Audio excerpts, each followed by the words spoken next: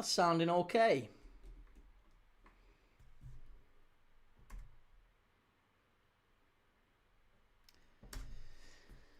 Hello, how are we all doing? Welcome back to Premier League Dad. My name is Key and we are live for the very start of the FA Cup weekend. We've got Hull against Chelsea tonight. It's live on BBC One. Hull against Chelsea at the MKM. Sergej Jakirovic, the Bosnian manager of Hull City. I think Hull can spring a shock tonight. I'm confident. I'm confident that we're going to get a shock. Come on, we need the Tigers to step up and knock Chelsea out. What do we think? We've got the lineups, and we'll be going through all that. We will also be going through as well the FA Cup predictions for this weekend, purely because I was meant to do an FA Cup members-only preview. As you know, I was meant to do an FA Cup preview show. We do that every Friday. But for whatever reason, when I tried to schedule it earlier on, there was an issue with the camera, slight technical glitch, battery something or other. I don't know. I had to go out and buy a new battery, and it took me ages to sort it out. So basically, I apologise. No FA Cup preview, but we will be back as normal for next week's previews. But I thought we'd do this. I thought we'd go live and we'd still do the preview, but we'd just do it kind of incorporated into this show. Caleb, what channel is the game on, Key? ITV of Egan, McCarthy, Coyle on the right, Giles on the left, Slater and Hadjimatovic. I think I'm pronouncing that right. Ame Hadjimatovic in midfield with Slater. And then it's Liam Miller, Canadian former Liverpool youngster, Liam Miller, with Yu Hirakawa just off another Liverpool youngster, current Liverpool youngster, Lewis Koumas. Lewis Koumas, of course, has been at Birmingham on loan this year. Liverpool recalled him, sent him out on loan to Hull because I think he was an opportunity of him maybe getting some more minutes on the board. So I'm really looking forward to seeing Lewis Koumas at centre-forward tonight for Hull. He's a really, really talented young player. We've got high hopes for him at Liverpool. Didn't quite work out for him at Birmingham, but he's a very, very talented young player. I'm surprised that Hull haven't started Joe Gelhardt tonight. Joe Gelhardt is, I believe, Hull's top scorer. 10 goals and 3 assists in 24 games this season, so he's on fire. I would have thought that Hull would have gone with him. Chelsea, on the other hand, have gone fairly strong, I must say. Sanchez in goal. They've gone with Reece James at the back with Fofana, Sarr and Hato completing the back four. Caicedo starts, Andre Santos alongside him. And then it's Garnacho, Neto and Estevao. 3 wingers. That's an odd choice, isn't it? 3 wingers for Chelsea, just behind Liam Delap. So, make of that what you will. I'm not sure. But yeah, we're going to be watching Hull v Chelsea tonight. I think Hull can get something. No, I don't. That's hopium. That's me being hopeful. I want Hull to get something, but I don't think they will. I think Chelsea will get something tonight and win it pretty confidently. So I think it's going to be Chelsea to win that one. Let me know in the comments what you think. Wrexham Ipswich tonight. Another one that's so difficult to predict.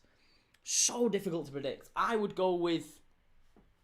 Oh, Wrexham are so good at home. But I'd go with Ipswich. I think Ipswich is just the better of the two. So I'd go with Ipswich. Sarah, how's it going? Lovely to see you. Ryan, Julius, Jake, great to see you, lads. Where are we up to? Julius, Joe, going for a nice Greek meal with my mates tomorrow, then off to the pub afterwards to watch us smash Villa. Love that. Make sure, yeah, Greek's lovely. Greek's absolutely beautiful. Get yourself some souvlaki. Where are we up to? Ronaldo the GOAT. Good to see you, man. Mugway, how's it going? And Julia says, Ryan, what's your thoughts, Key, on the Igor Tudor appointment for Spurs? He's not had a great career, has he, Igor Tudor?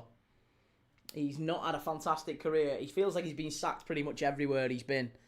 And very, very quickly as well. I think he was at Juve for about 7 or 8 months. He's been at Udinese twice and been sacked. He always seems to cause issues. He left, obviously, Marseille in a big cloud of smoke as well. It just feels like he causes issues wherever he goes, and he's one of them managers who's very unpredictable. Maybe he can get some short-term success out of Spurs. I don't know. Maybe he can. Maybe the Premier League's a better fit for him.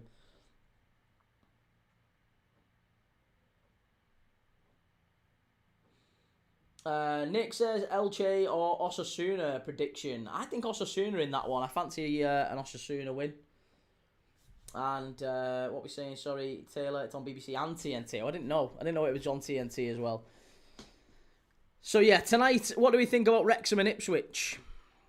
Wrexham-Ipswich tonight's game alongside Hull City-Chelsea. Obviously, we're going to be watching Hull-Chelsea, but I think Wrexham-Ipswich, I fancy an away win in that one. Let me know what you think. Then on to tomorrow's fixtures. So Burton against West Ham. Can anyone really see Burton? The way West Ham are playing, can anyone see Burton getting through in that one? I can't. I think they go very strong. Nuno will go strong, and they'll knock Burton out, I think. Norwich and West Brom is arguably, so I would say maybe the game of the day there at 3 o'clock. If you look at the 3 o'clock kickoffs tomorrow, you've got City Salford. City will wipe the floor with Salford, won't they? City should wipe the floor with Salford. I know they're local rivals in many ways, but City will wipe the floor with them.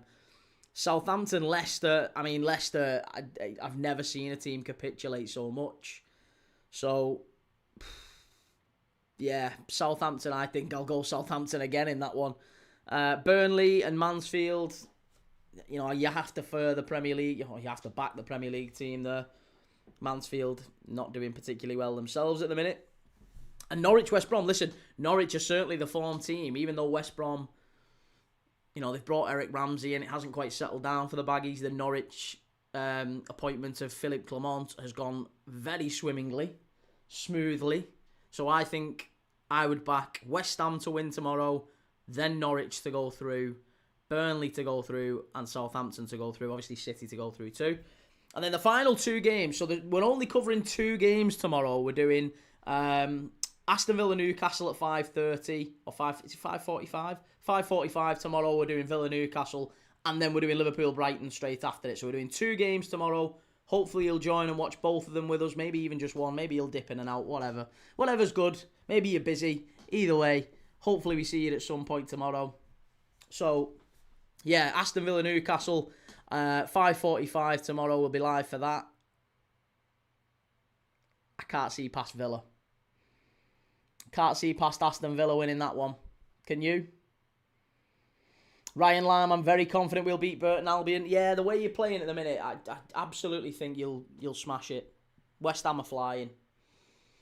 Owen, Burnley go through. Do you watch Burnley go through? Do you watch ball? Yeah, at least one game a day, mate. Yeah. That's the whole concept of the channel. James Bonavacholi. Bro, you need football podcast. You are not good at it. Well, hey, listen, maybe someone will get one with me. Who knows? Okay, hi, mate. Why do you hate Arsenal? I don't hate Arsenal. Aston Villa Newcastle. And then Liverpool against Brighton is the nighttime game. Liverpool-Brighton, 8 o'clock. We've got nobody. We've got absolutely nobody. Like, Liverpool need to just bring in some young players at this point. We need to rotate. We desperately need to rotate. You can see that Kanate is on his last legs. Van Dijk is on his last legs. They are so desperate for someone to just come in and take him out the team. But we've got nobody else. Joe Gomez should really be, eased back into the team, phased back in. He's a player with a very sketchy injury record. But we're going to have to throw him back in again. It's so typical of Liverpool. We've just not got anyone at the back. And I really feel for Arne Slot.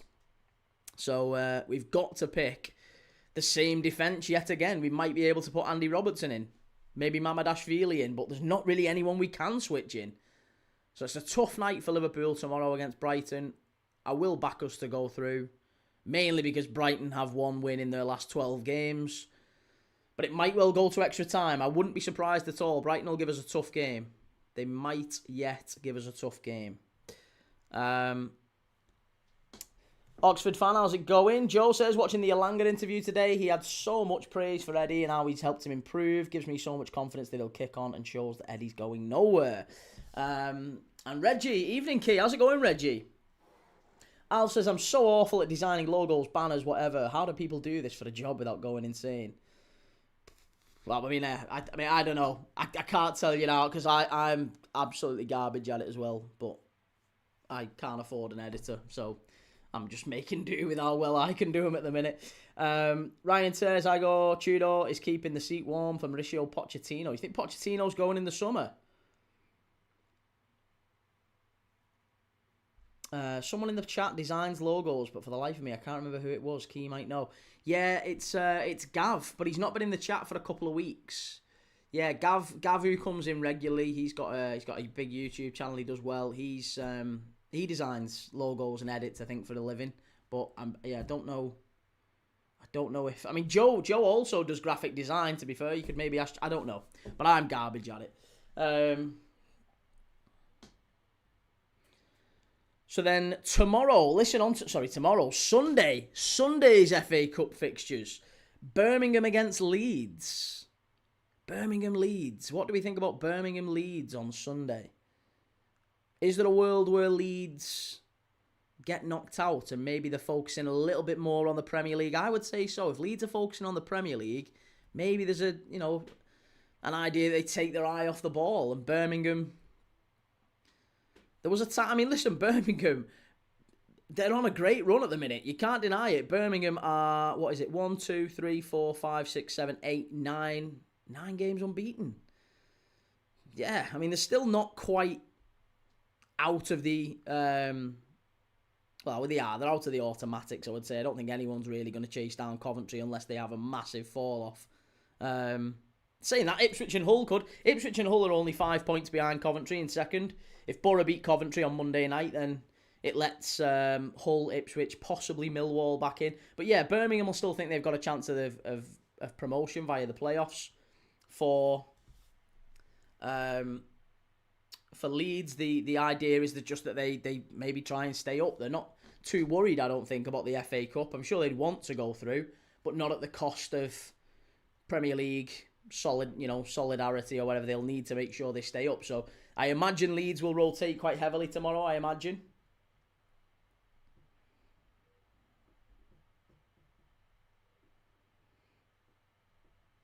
Dexter, thoughts on the foul throw from Brentford yesterday? Was it a foul throw? Or which one? Which one are we talking about? Passport says, what does football mean if there is no competition? Well, do we think there's no competition? I don't know if I agree with that. Coventry might bottle promotion to the Premier League, says Ronaldo. And Joe, I do branding and marketing, mate, for graphic design. Love that. Creed, hey, chat, how's it going? Saka Livingston thinks this one's going to be 2-0. Ryan says it's 2-1. PSG have pulled a goal back against Rennes. PSG really struggling at the minute, aren't they?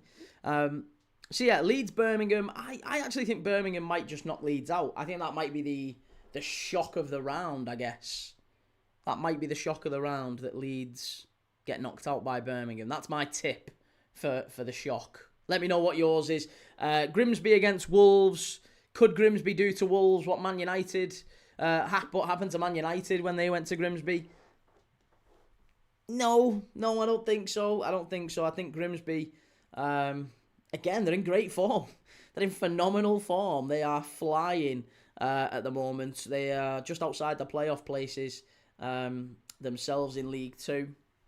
They'll expect to be coming back up to League 1 next year.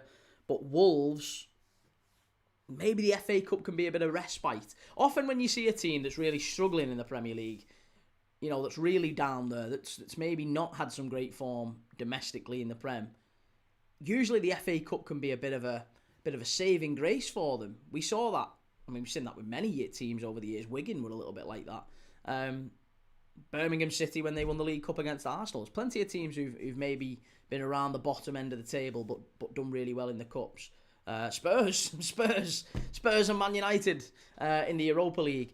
It's really common. So, yeah, I think Wolves might thrive. I think Wolves will win away at Grimsby. Then Oxford United, Sunderland. Can't see anything but a Sunderland win. Oxford really struggling at the moment at the Kassam.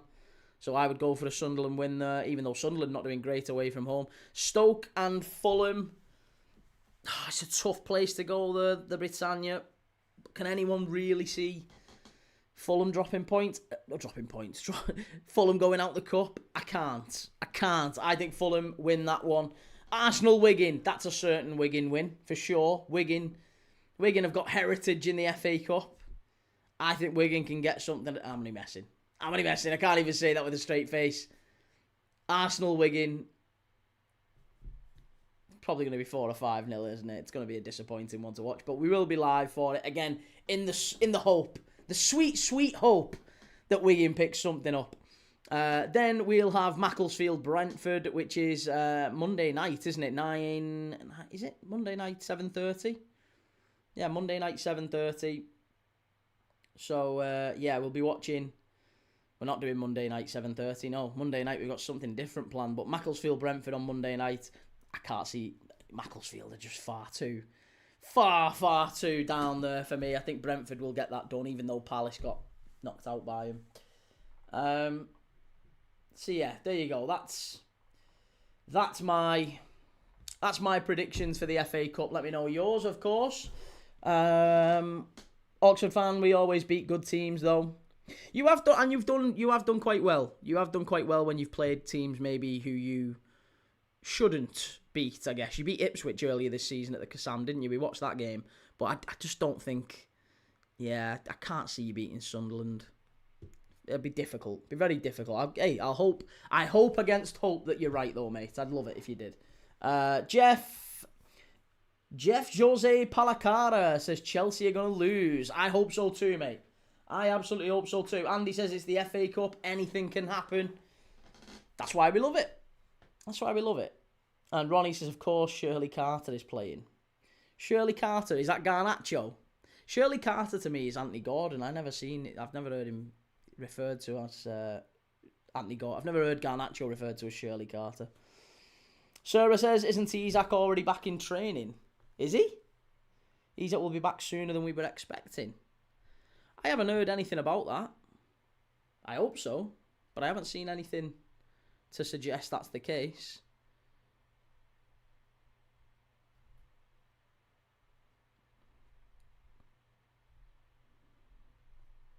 I don't know, maybe you're right. Maybe you are right. Steps up injury recovery in rare update from the AXA. Yeah, so his injury rehabilitation is going reasonably well, but I don't think he's back anytime soon, if I'm dead honest. Shirley Carter is definitely Gordon. Madhouse Evening Key, how's it going, mate? Lovely to see you. How's things?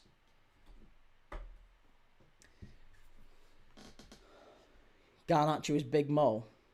Who's Big Mo? Big Mo? Who's Big Mo? I don't even know who that is. Sarah, I don't want them to lose. Keep them busy so they forget about the Prem. Yeah, there is. Yeah, maybe that's something we can take positive. If Chelsea were to go through tonight, then we can say, well, at least they're going to be busy. They're going to be kept busy for the European games,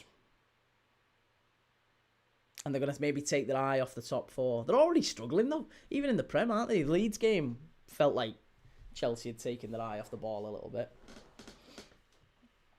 Malcolm says, all right, lad, respect Gordon, lad. He's one of us. Proper Scouser, lad. Couldn't care less where he's from, mate. He's a diver. He's all over the place. Red Rebellion, Isak is not back in training yet, but could be in about 2 to 3 weeks. Still going to take you a long time, really, isn't it?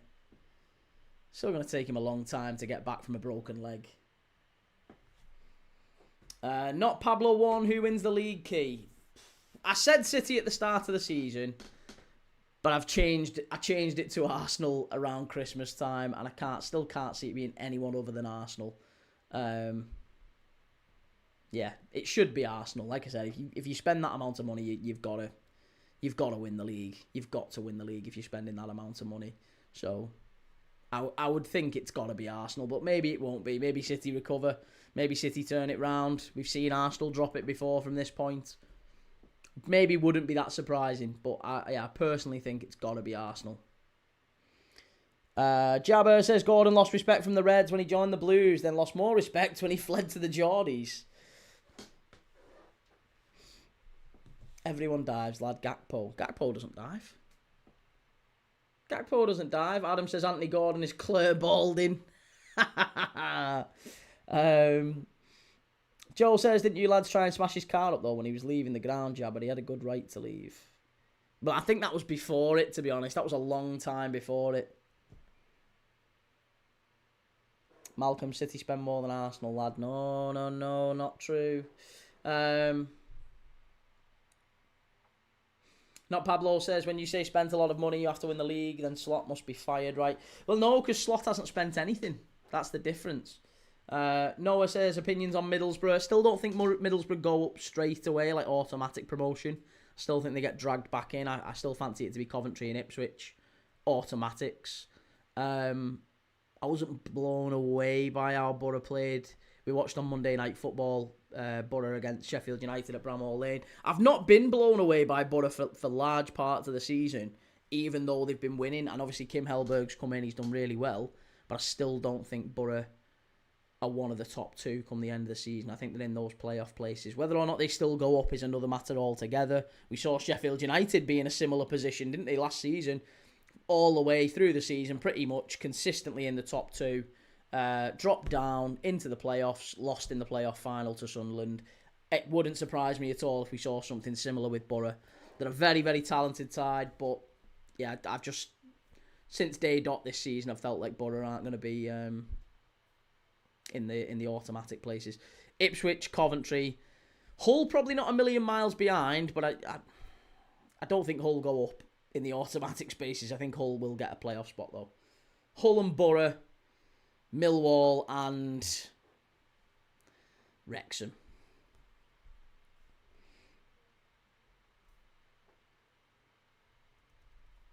Ronnie, I was going to enjoy the next 12 days of no United football. Then Sir Jim had to open his mouth. Yeah, I was going to say, I mean, Jim Ratcliffe's on shaky ground, isn't he, really, when he's talking about contributions to UK society when he don't pay. He's gone to a tax haven in Monaco. Reggie says Sir Jim is a proper Wally. Pep set him right. Yeah, I mean, I just generally think if you're an owner of a Premier League football club, you're a custodian of that brand, really you should just be signing the cheques and shutting your mouth. You're there to sign the cheques and shut your mouth, that's it. That is absolutely it. King Arsenal, you're obsessed with Arsenal. There's an irony. King Arsenal says I'm obsessed with Arsenal. Husband says, how's it going? Sarah, Jabber, ignore Joe. You should have seen what the barcodes did to Isaac when he left for Liverpool. Well, I was going to say, yeah, you're on shaky ground yourself there, Joe. Isaac got absolutely terrored for it, didn't he? Gary, do you want to try that one again, lad? Someone help Gary. LFC Jake, how's it going? Hey, you got there in the end, Gary. There you go. Well done, mate. Second time's the charm. Second time's the charm, Gary. Well done, mate. You got there in the end. I'm proud of you, mate. I'm really proud of you. The barcodes, the horse punches. Sarah said, hello, Osman. Where are we up to? 3-star. I agree. Took the shine off our new gaffer. Listen, yeah, Vitor Pereira as well to Forest. What we need to talk about that. Vitor Pereira to Forest. I thought he did a really good job at Wolves. Like, before the start of the season, obviously. I mean, he got loads of players sold from underneath him, but as a general rule, I thought he did really well before that. Maybe he's a decent appointment for Forest. I don't know if he keeps him up, like. James, nice Scouse accent. That it's not a Scouse accent. Yeah, it's not Scouse. Not Scouse. Gary D, Peter K. I've been called worse. Yeah, Peter K, Penguin. Ruth Davidson. I've had a fair few. It's all good. It's all good, mate. Reggie says, good, thanks, Ryan. How are you? Ronnie, I watched the Inside Carrington podcast today. Sesko seems a humble guy. I like Sesko. I like him a lot.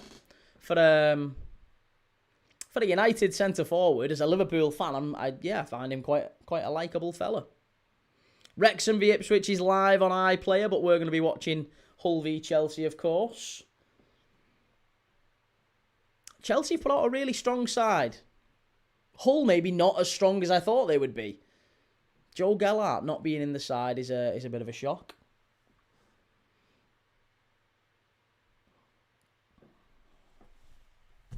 Got some good half-time quizzes for you as well.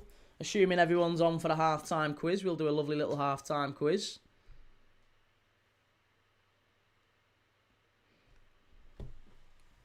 But if you're lurking, if you're one of the lurkers in the chat tonight, get involved, get amongst it. We're very friendly. There's a great bunch of people in there who watch us every single day, and we watch games together.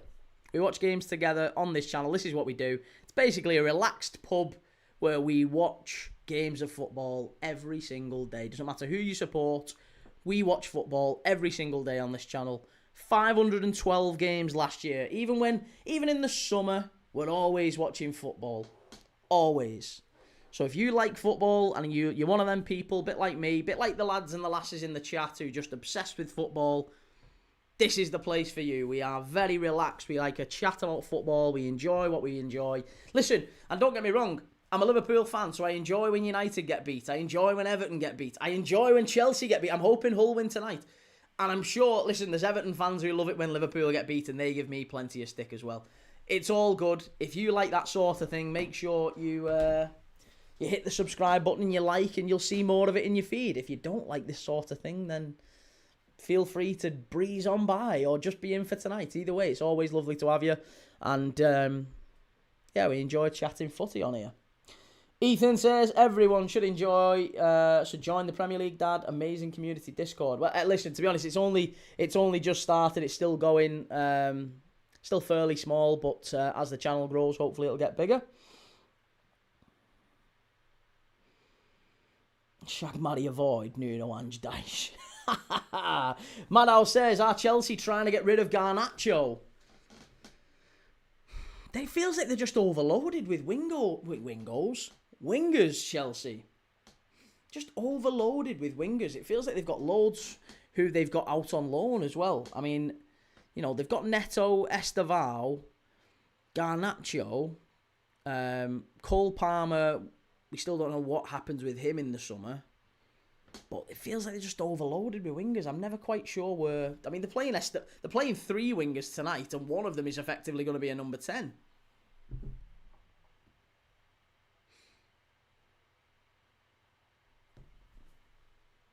Ronnie says, I'm dreading Monday Night Football next week against Everton. That'll be a good laugh.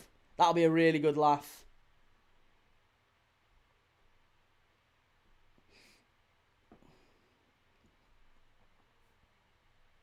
We've this weekend we've got 4 games. 4 games this weekend we're doing. Normally we do 6, as you know, but we're only doing 4 this weekend. So I'm live for Aston Villa against Newcastle tomorrow night. Straight after that, Liverpool Brighton.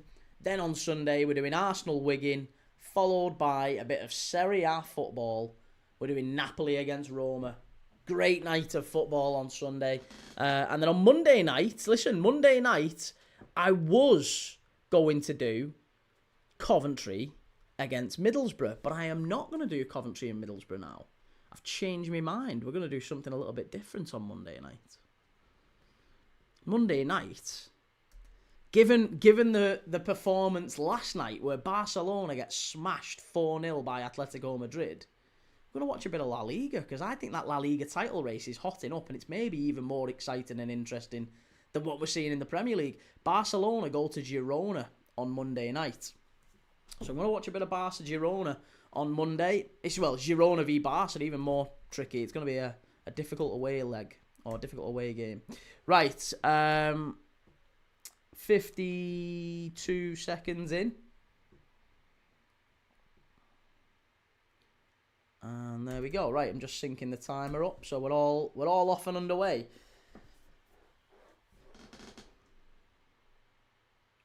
Make some noise at the Hill Dickinson Stadium. Hirakawa's a really talented player. It is Hull. They've got to make sure they keep hold of it tonight. They can't be giving the ball away too cheaply with Chelsea on the counter-attack. Mick92, how's it going, mate? Lovely to see you. Mackenzie, where's the Hull watch-along, pal? Right here, Chief. Right here. You're in it. You're in it as we speak. Mercurius, why do you look like you are always crying? Is it Arsenal living rent-free in your head? It is, mate, yeah. It's just because of that. Far post, is it going to be a corner? Oh, Robert Sanchez. Good claim. Nearly a Hull shot on target, but not quite. It kind of spun up into the air. Good claim from Robert Sanchez. Ronnie says that Tottenham-Arsenal game next week should be interesting. Well, it's Tottenham-Arsenal, it's Liverpool-Nottingham Forest, and it's Everton-Manchester United. We're going to be doing all three of them. Mackenzie, Hull's defence, not an easy one to crack. I watched them against Blackburn. But Blackburn's attack isn't up to much really this season, is it? Let's be honest. Reese, bro, you've been live not even that long, and my team has already been brought up. Some Arsenal fans. I can't help it, mate. I'm just very popular with Arsenal at the minute. Very, very popular. Right, Reece James, back at right back. Mick92, we don't win at home by the looks of it. Well, you've really struggled at home, haven't you, Everton? Is it 1 win in 8?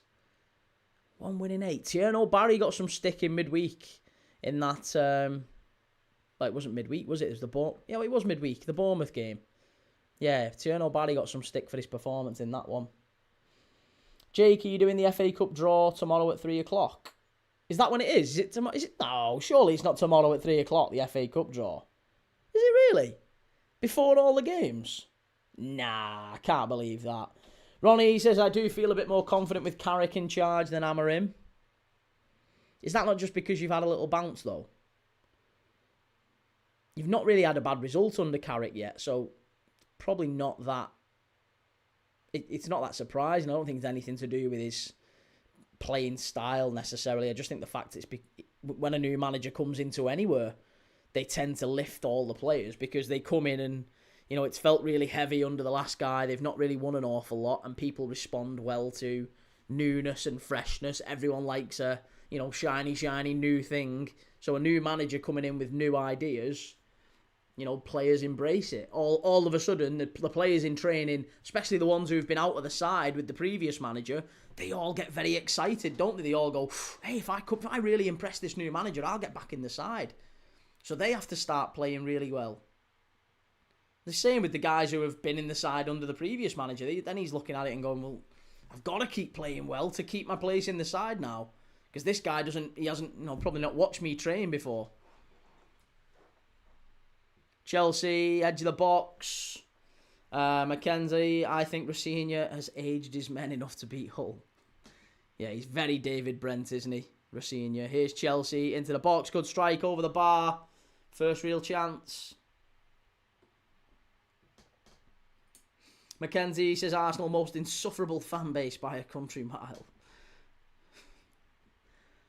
Hey, to each their own, mate. To each their own. Teaching Tony, love you, PLD. How's it going? PSG ruined my parlay, but it won't stop me from dropping in to say hey. Good to see you, mate.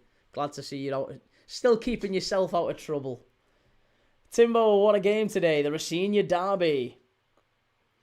And Davis says Chelsea win tonight. I can't see it being anything other than that, sadly. Ryan says, did you see, Key, that Michael Carrick has won the Manager of the Month award, mate, for February?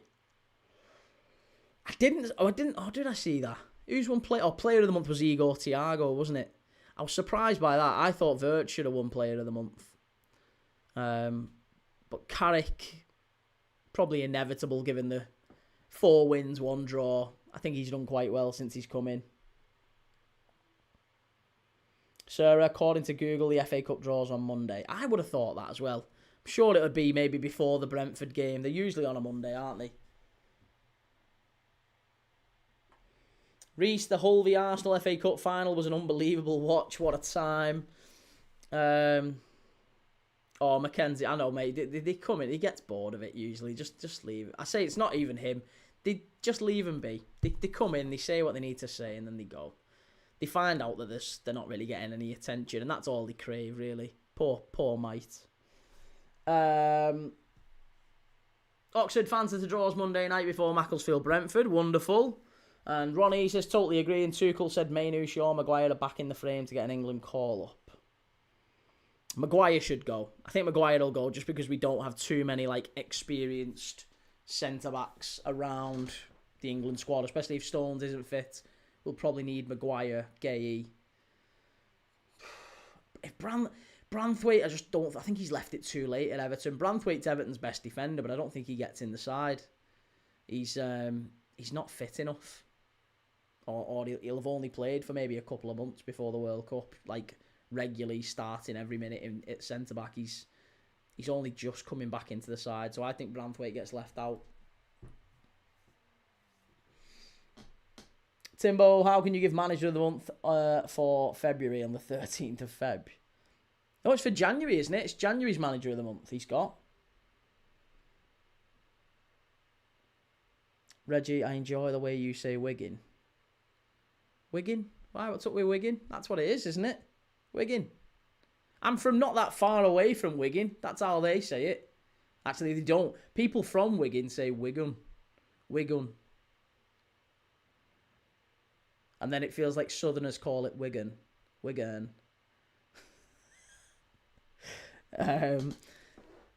Ronnie, my worry with Harry is the injuries. Listen, I still think he's a good player, Harry Maguire. He's not the flop. I still don't think he's worth 80 million quid, but he's done better than maybe a lot of United fans thought he would have done when they were giving him all that stick. I think Harvey Barnes turning down Scotland was a bad deal. Has he actually turned him down? Has Harvey Barnes actually turned Scotland down? Garnacho's in on the left-hand side. Should be 1-0 Chelsea. Good save. Rebound. Oh, great defending. Great defending. Who was that coming in on the rebound? Was that Estevao? Oh, he should have scored. Chelsea should be 1-0 in front here. Chelsea really should be 1-0 in front. I'm definitely in the Southerners camp for my sins. Aye. Don't we know it? Reggies. The Southern Reggies. Favourite Irish player to have played for LFC? Ooh, favourite Irish player to played for LFC? Steve Finnan. Yeah, Steve Finnan, I'd say. Trying to think of Irish players who've played for us, really, in my lifetime. Aldridge, Ray Houghton, Ronnie Whelan. Ronnie Whelan was wonderful. Phil Babb. Phil Babb. Irish players who've played for Liverpool. Steve Finnan. Robbie Keane. It's not that many, is there? Jason McAteer. Jason McAteer was alright. I'd still go with Steve Finnan. I think at one point Steve Finnan briefly was like one of the best right backs in the Premier League. I thought he was incredible.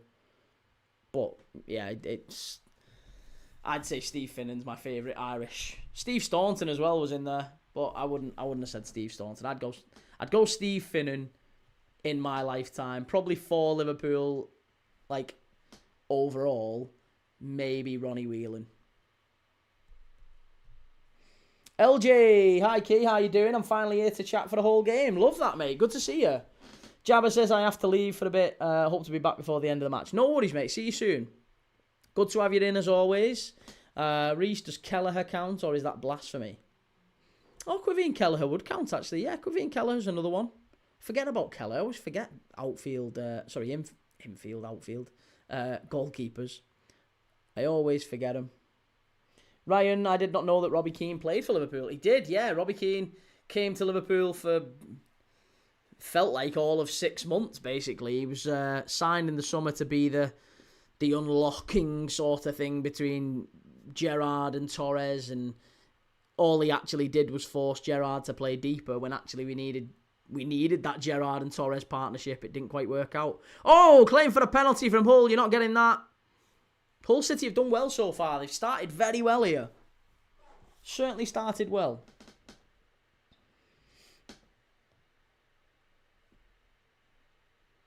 "11 minutes in, and it's not been such a terrible start to the game for Hull City. You can't compete for that. You're offside there, lad. Silly. Sir, Timbo, you're a cockney and support Chelsea. He's a turncoat. He's a cockney living up north, Timbo. Is that Reece James? Howler there from Reece James. Lucky boys there, Chelsea. Very lucky.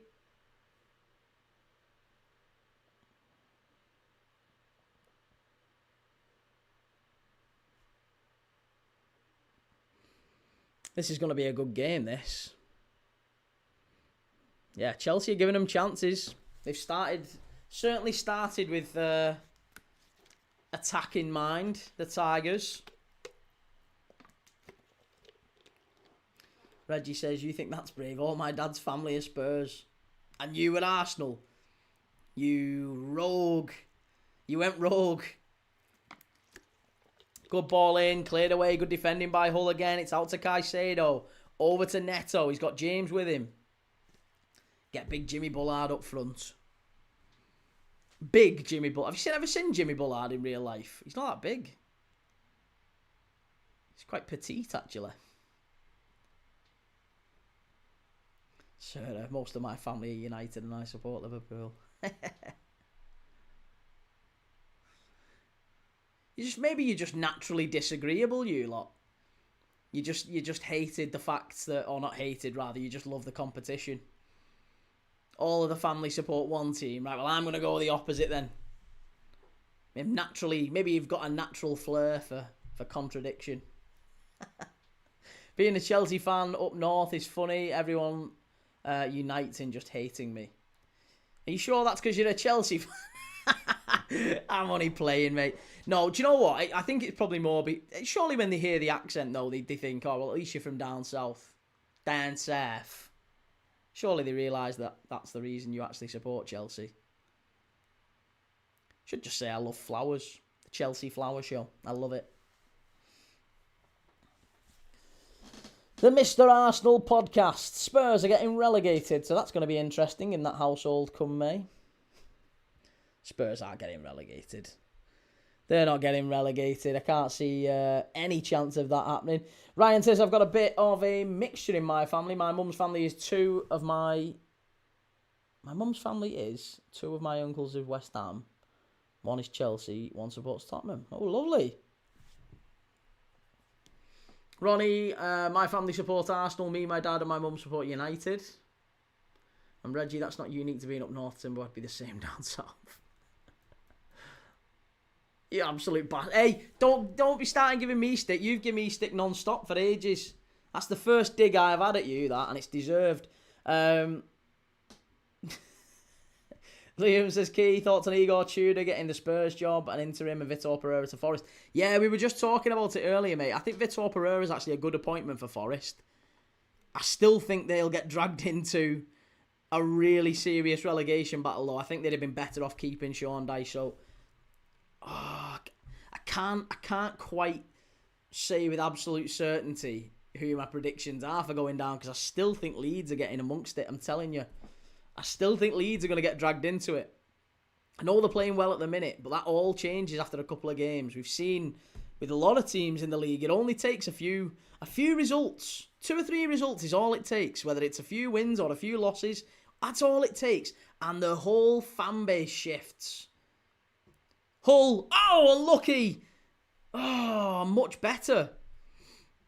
Good effort that from McCarthy. Lewis Koumas doing well up front.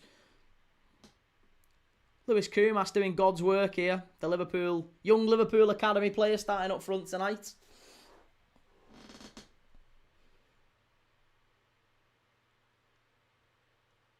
The Mr. Arsenal podcast, have you seen who Spurs have hired till the end of the season? The guy's win percentage is 41 in his whole career compared to Frank's Spurs record of 40%.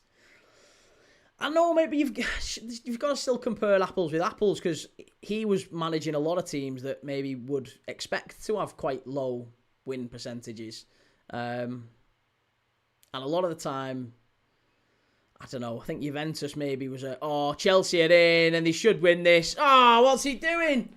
Oh, Esteval's had an absolute shocker. He got to the ball first. He won it. He won possession of the ball, beat the keeper to it. Looked like he took a bit too much of a heavy touch, but he rounds the keeper, gets the touch that he needs, stays on his feet, which was maybe a surprise. But it's a great ball over the top. Who makes that pass? Is it Sarr? What a pass that is from Sarr. Esteval rounds the keeper, gets past him, and skies it over the top. in an open net. Left-footed. Does it bobble up or anything? No. Should score. Has to score. Has to score there. Archie says Dyche needed to stay. I was sure they'd stay up with him. Me too. Yeah. And Reece says Maranakis surely has to be top 3 worst owners in the Prem. I guess it depends how you want to look at it, though. Because, again, you could say worst owners, it's about outcomes, ultimately. So you can always make a case that the worst owners are whoever the bottom 3 are. So, like, Wolves, you know, is it Fosun that they were managed by? Jeff, I can't remember his surname. Is it Jeff Shee? Fosun? Basically, they've had protests this season about Wolves, you know, lack of investment and all that stuff.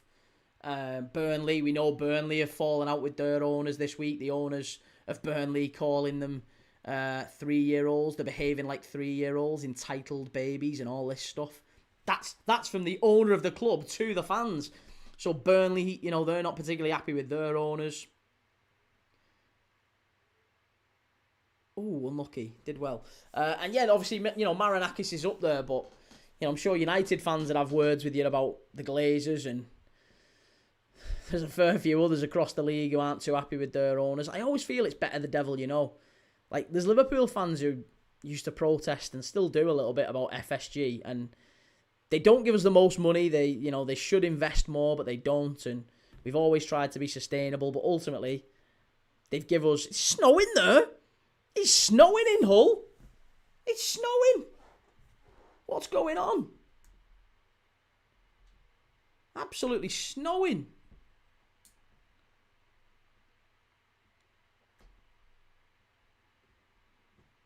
Reece, do we think Fofana is going to cry if Chelsea lose today?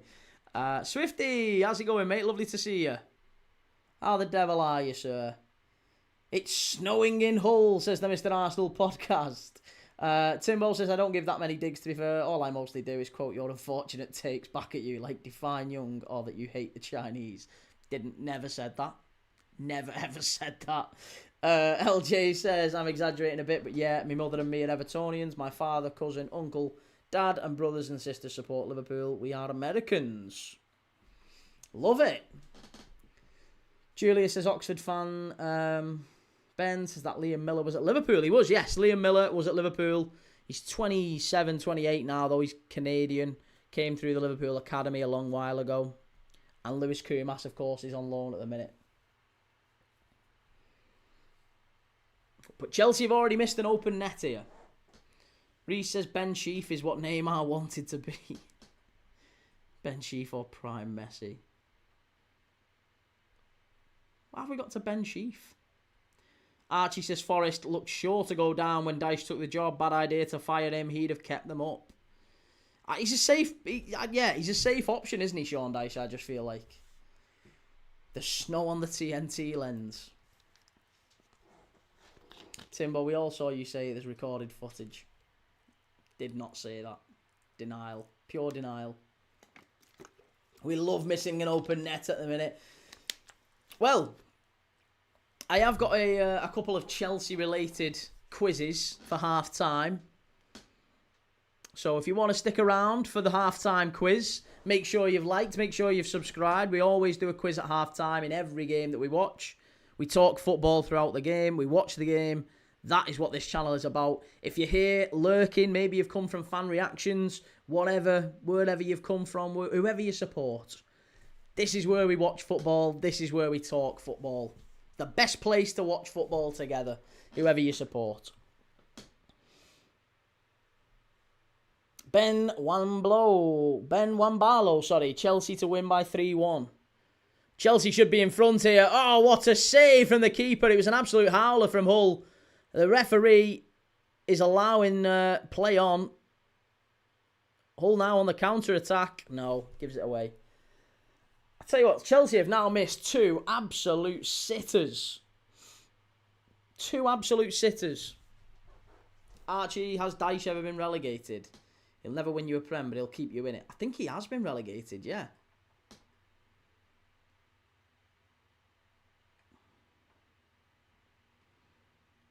Claim for the penalty. Never getting a pen for that.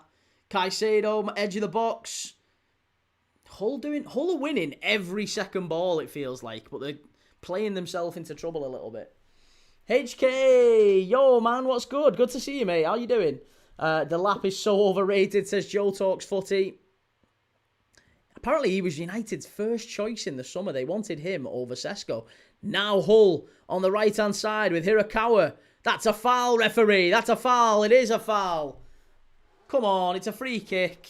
Free kick to Hull right on the edge of the box. Hirakawa with it's a bad tackle on him, really. Who was it who tackled him? Ooh, yeah, he kicks through him there, Andre Santos. I'm not sure it was anything worse than maybe a yellow card. Oh, hey, I didn't even see that. I didn't even see that it was off the line. Liam Delap with a block, and it bounces off the crossbar and down. Oh, lucky. Very lucky.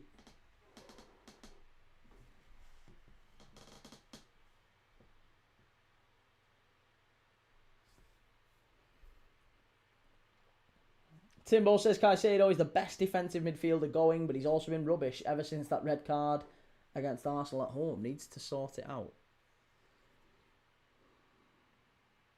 He's very good, Caicedo, yeah, but he's maybe prone to these drops in form. And, you know, how will these South American flair players fancy... Oh, unlucky. Great shot from the free kick, pushed away by Robert Sanchez.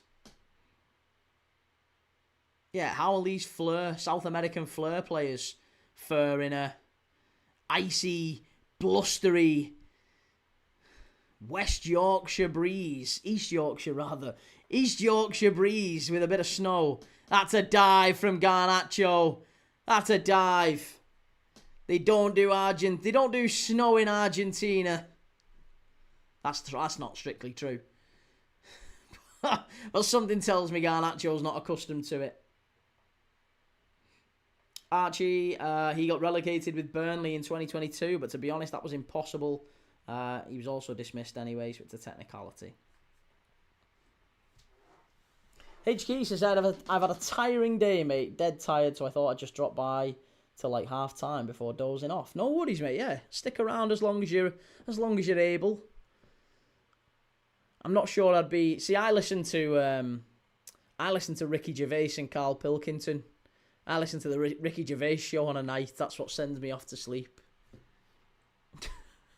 Not every night, admittedly, but some nights I listen to that for the soothing tones until Ricky Gervais laughs and it wakes me up at like 4 a.m.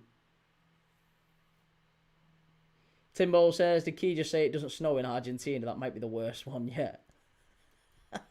I was more saying that it's hot Latin American countries, that's all. I'm not saying it does. Argentina, there's a little bit of everything, isn't there? They've got lovely snow-peaked mountains in Argentina as well, haven't they? But, you know, I'm just saying, I don't think he's necessarily accustomed to those. He doesn't strike me as an outdoorsman.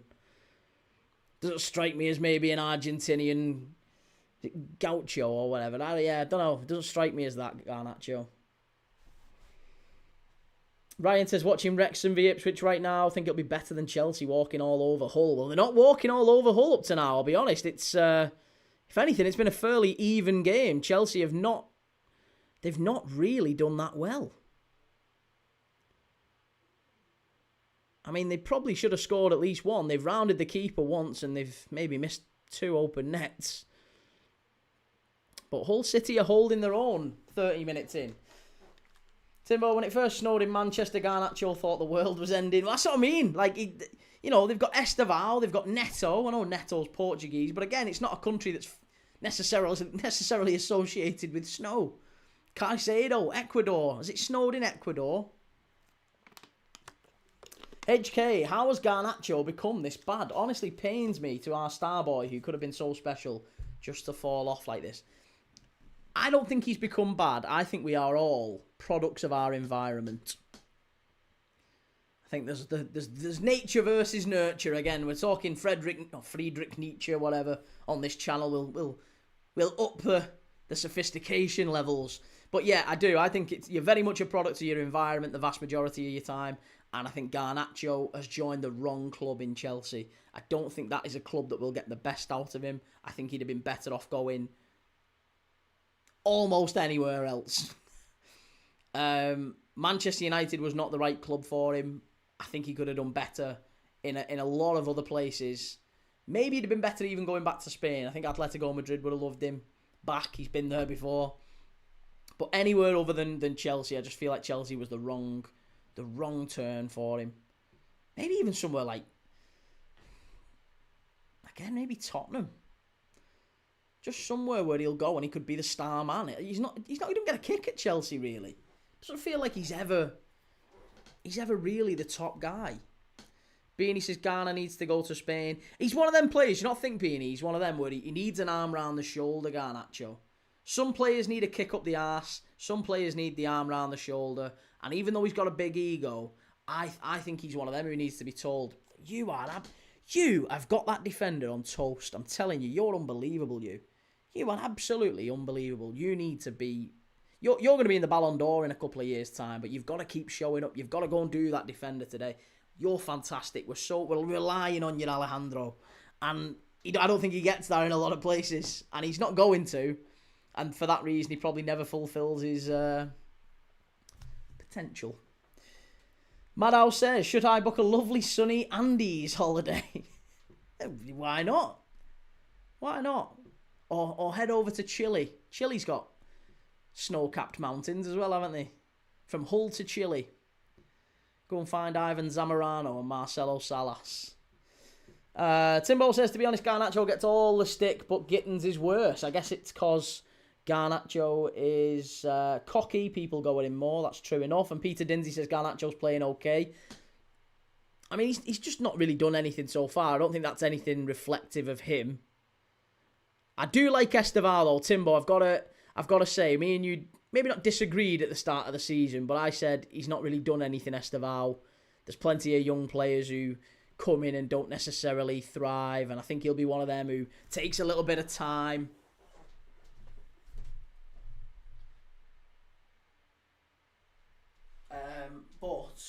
But I have to say, I've got it wrong. I have got it wrong with Esteval, and I can see that there's real potential with him. He's not only a very talented and creative attacking player, he's also very, very good defensively, and he's working hard and getting back. And I think there's a Premier League winger in him. Let's say that. NJR, can you say something good about Sunderland this season, as I'm a Black Cats fan? Say lots of good things about Sunderland this season. You've been a real Premier League success story. Very, very difficult side to play, particularly at home. Your away record, not so good. But, yeah, fantastic home record. And you've made some very good signings as well. Granit Xhaka's signing of the season for me. I think he's done really well for you. I'm a big fan of Dan Ballard. Every time Dan Ballard's out the side for Sunderland, it feels like you defensively, you just drop a level. Very good player. That whole midfield, to be honest, Siddiqui, George. I love Romain Mundle. Romain Mundle and Mayenda. I think both of those have got real potential too. Liam says Garnacho should have gone to Arsenal then. They always overhype their players. There's a little bit of the Martinelli about Garnacho, isn't there? In that he sometimes looks a better player than he actually is. But I think I love Martinelli. I really like Martinelli. I think there is a player in Garnacho, but maybe humility is an important part of it. HK says, bro, it also got so annoying at one point that I'd instantly know we aren't scoring when he was through on goal. And with Onana in goal last season, not my worst enemy should go through that. Timbo, he's seen the light, always liked you, sir. Welsh Wing says, hey Key, how are you? Disappointed with the result last night, but not too upset. I expected us to maybe drop points to Brentford. Fair play to them. Annoys me when the media goes Arsenal bottle low. Do you know what, mate? Listen, you're going to get it, and that's part of the pressure. I agree. Brentford away is not an easy game. It's one of them where whether you're in a title running or not. If that game took place in September or October, you'd just go, oh, it's not a bad point, and move on. It's not a bad point, it's okay. But because it's in a title running, because it's in the context of City, winning at Anfield, then winning comfortably against Fulham, and Arsenal you've only won 3 of the last 6. You've dropped points against Forest. You've dropped points now against Brentford. You got beat by United. You should have beat us, to be honest. I mean, we were there for the taking, and we were the better team that night. So it feels like Arsenal form-wise, you've just fallen off a little bit. So you're going to get a bit of criticism just because it's broadly in the... And that is part and parcel, isn't it? You know this better than anyone. I'm sure you've been around for Arsenal title races where you've won them and you've lost them, I'm sure. But yeah, that's what happens in a title race, isn't it? You get unfair criticism, and it's part of the media manufacturing a title race, isn't it? The media get more money, more sponsorship, more clicks, more views. That's what they're all searching for in trying to generate hype. So if they say, nah, it's sorted, Arsenal are going to run away with it, Arsenal won't worry. That's not their job. Their job is to go, ooh, do you think they're panicking? Do you think they're panicking, Arsenal? I think they're just shaking a little bit.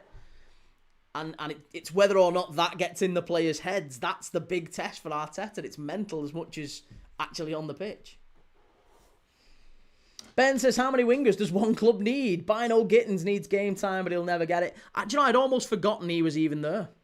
But yeah, another player who shouldn't have gone to Chelsea.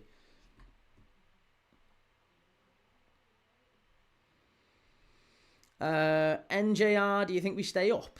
Sunderland, yeah.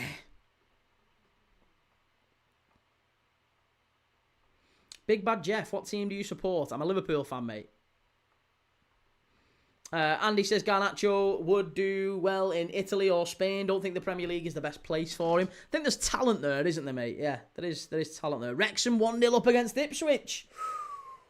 Timbo says, I honestly think Estevao is the best Brazilian talent since Neymar. People may argue Vinny, but I think Estevao has a higher ceiling. Vinny's definitely better than Estevao.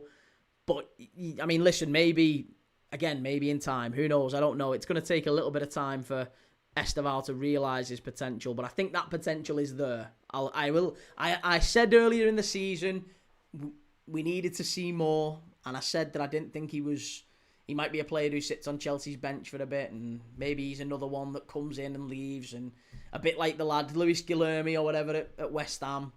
You can never really trust these Brazilian imports because they come in and big praise and get all excited, and then they never quite do what you think they're going to do. But actually, he's really impressed me, Estevao. Really impressed me. So he's a good player. And to be honest, Ryan at Bournemouth looks another one. Even Alisson, the young winger Alisson at Aston Villa, he looked quite decent the other day. So we'll see. I mean, there's a lot of exciting young wingers coming into the Prem, and long may it continue, because we need wingers that will go at their fullback. I don't want to see these wingers cutting in, narrowing the pitch up, and seeing more of the style of I'm not going to say who, but the style of football we've been seeing a lot of this season. DC heard the same about Endrick as well. Yeah, Endrick was another one. We can talk about failed Brazilian talents all day, can't we? Endrick, Curlon. Remember Curlon? Kerrison, centre forward who went to Barcelona. There's a lot. I mean, to be fair, it's not just Brazilian. There's loads of young wingers who come in who flatter to deceive. They have a good couple of seasons, or I still can't believe to this day that Ansu Fati is not like top. I remember seeing him for Barca and thinking, oh, they've got another one straight off the production line. Garbage. He can't do it now, can he?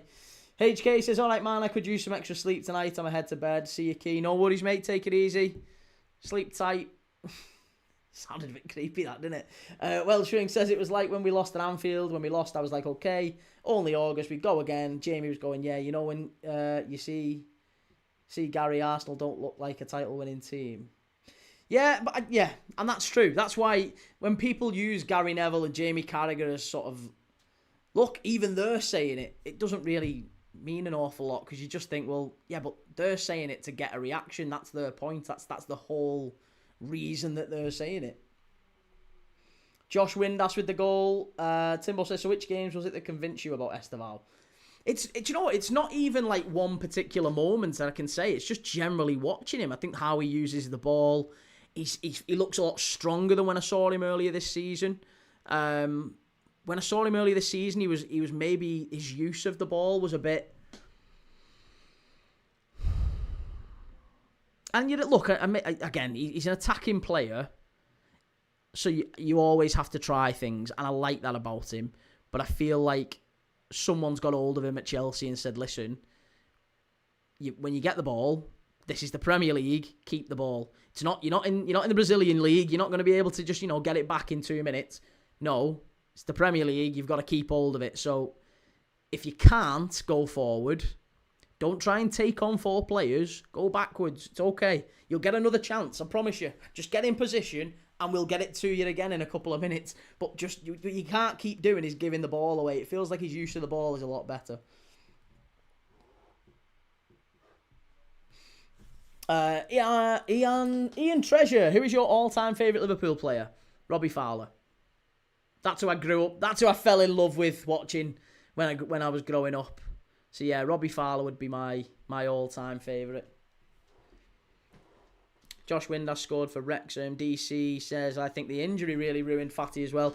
Yeah, again, you could probably point to a fair few players who injury ruined their career as well. I mean, Bojan was another one. Giovanni Dos Santos.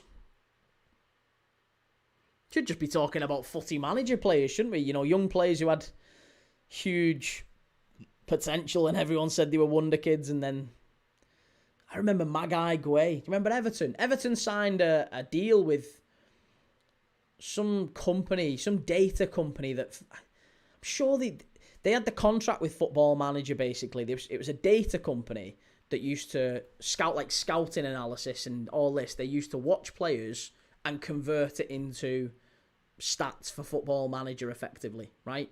So that was their whole business.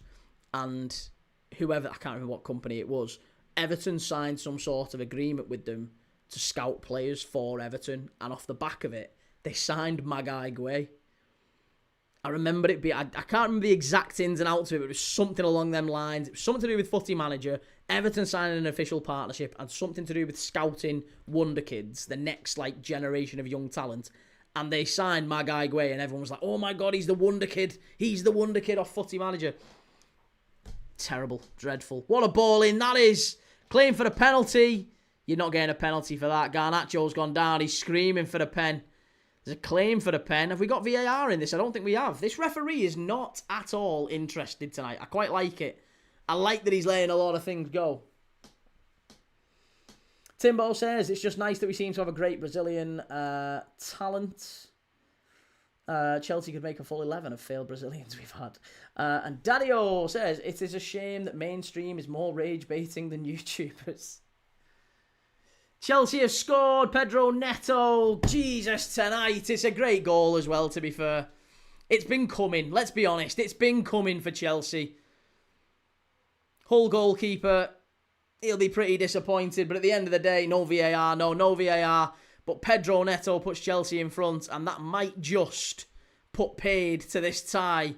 Hull have done really well. They've held their own tonight. But Chelsea, look at this. Liam Delap, back to Neto. Good strike. Can't really say the keeper should have done better there, actually. It's not a bad finish. It comes through bodies. Yeah, keeper looked disappointed. He looked disappointed, but I don't think he should be. It's a good strike, edge of the box. Neto, left-footed. Great goal, 1-0 Chelsea.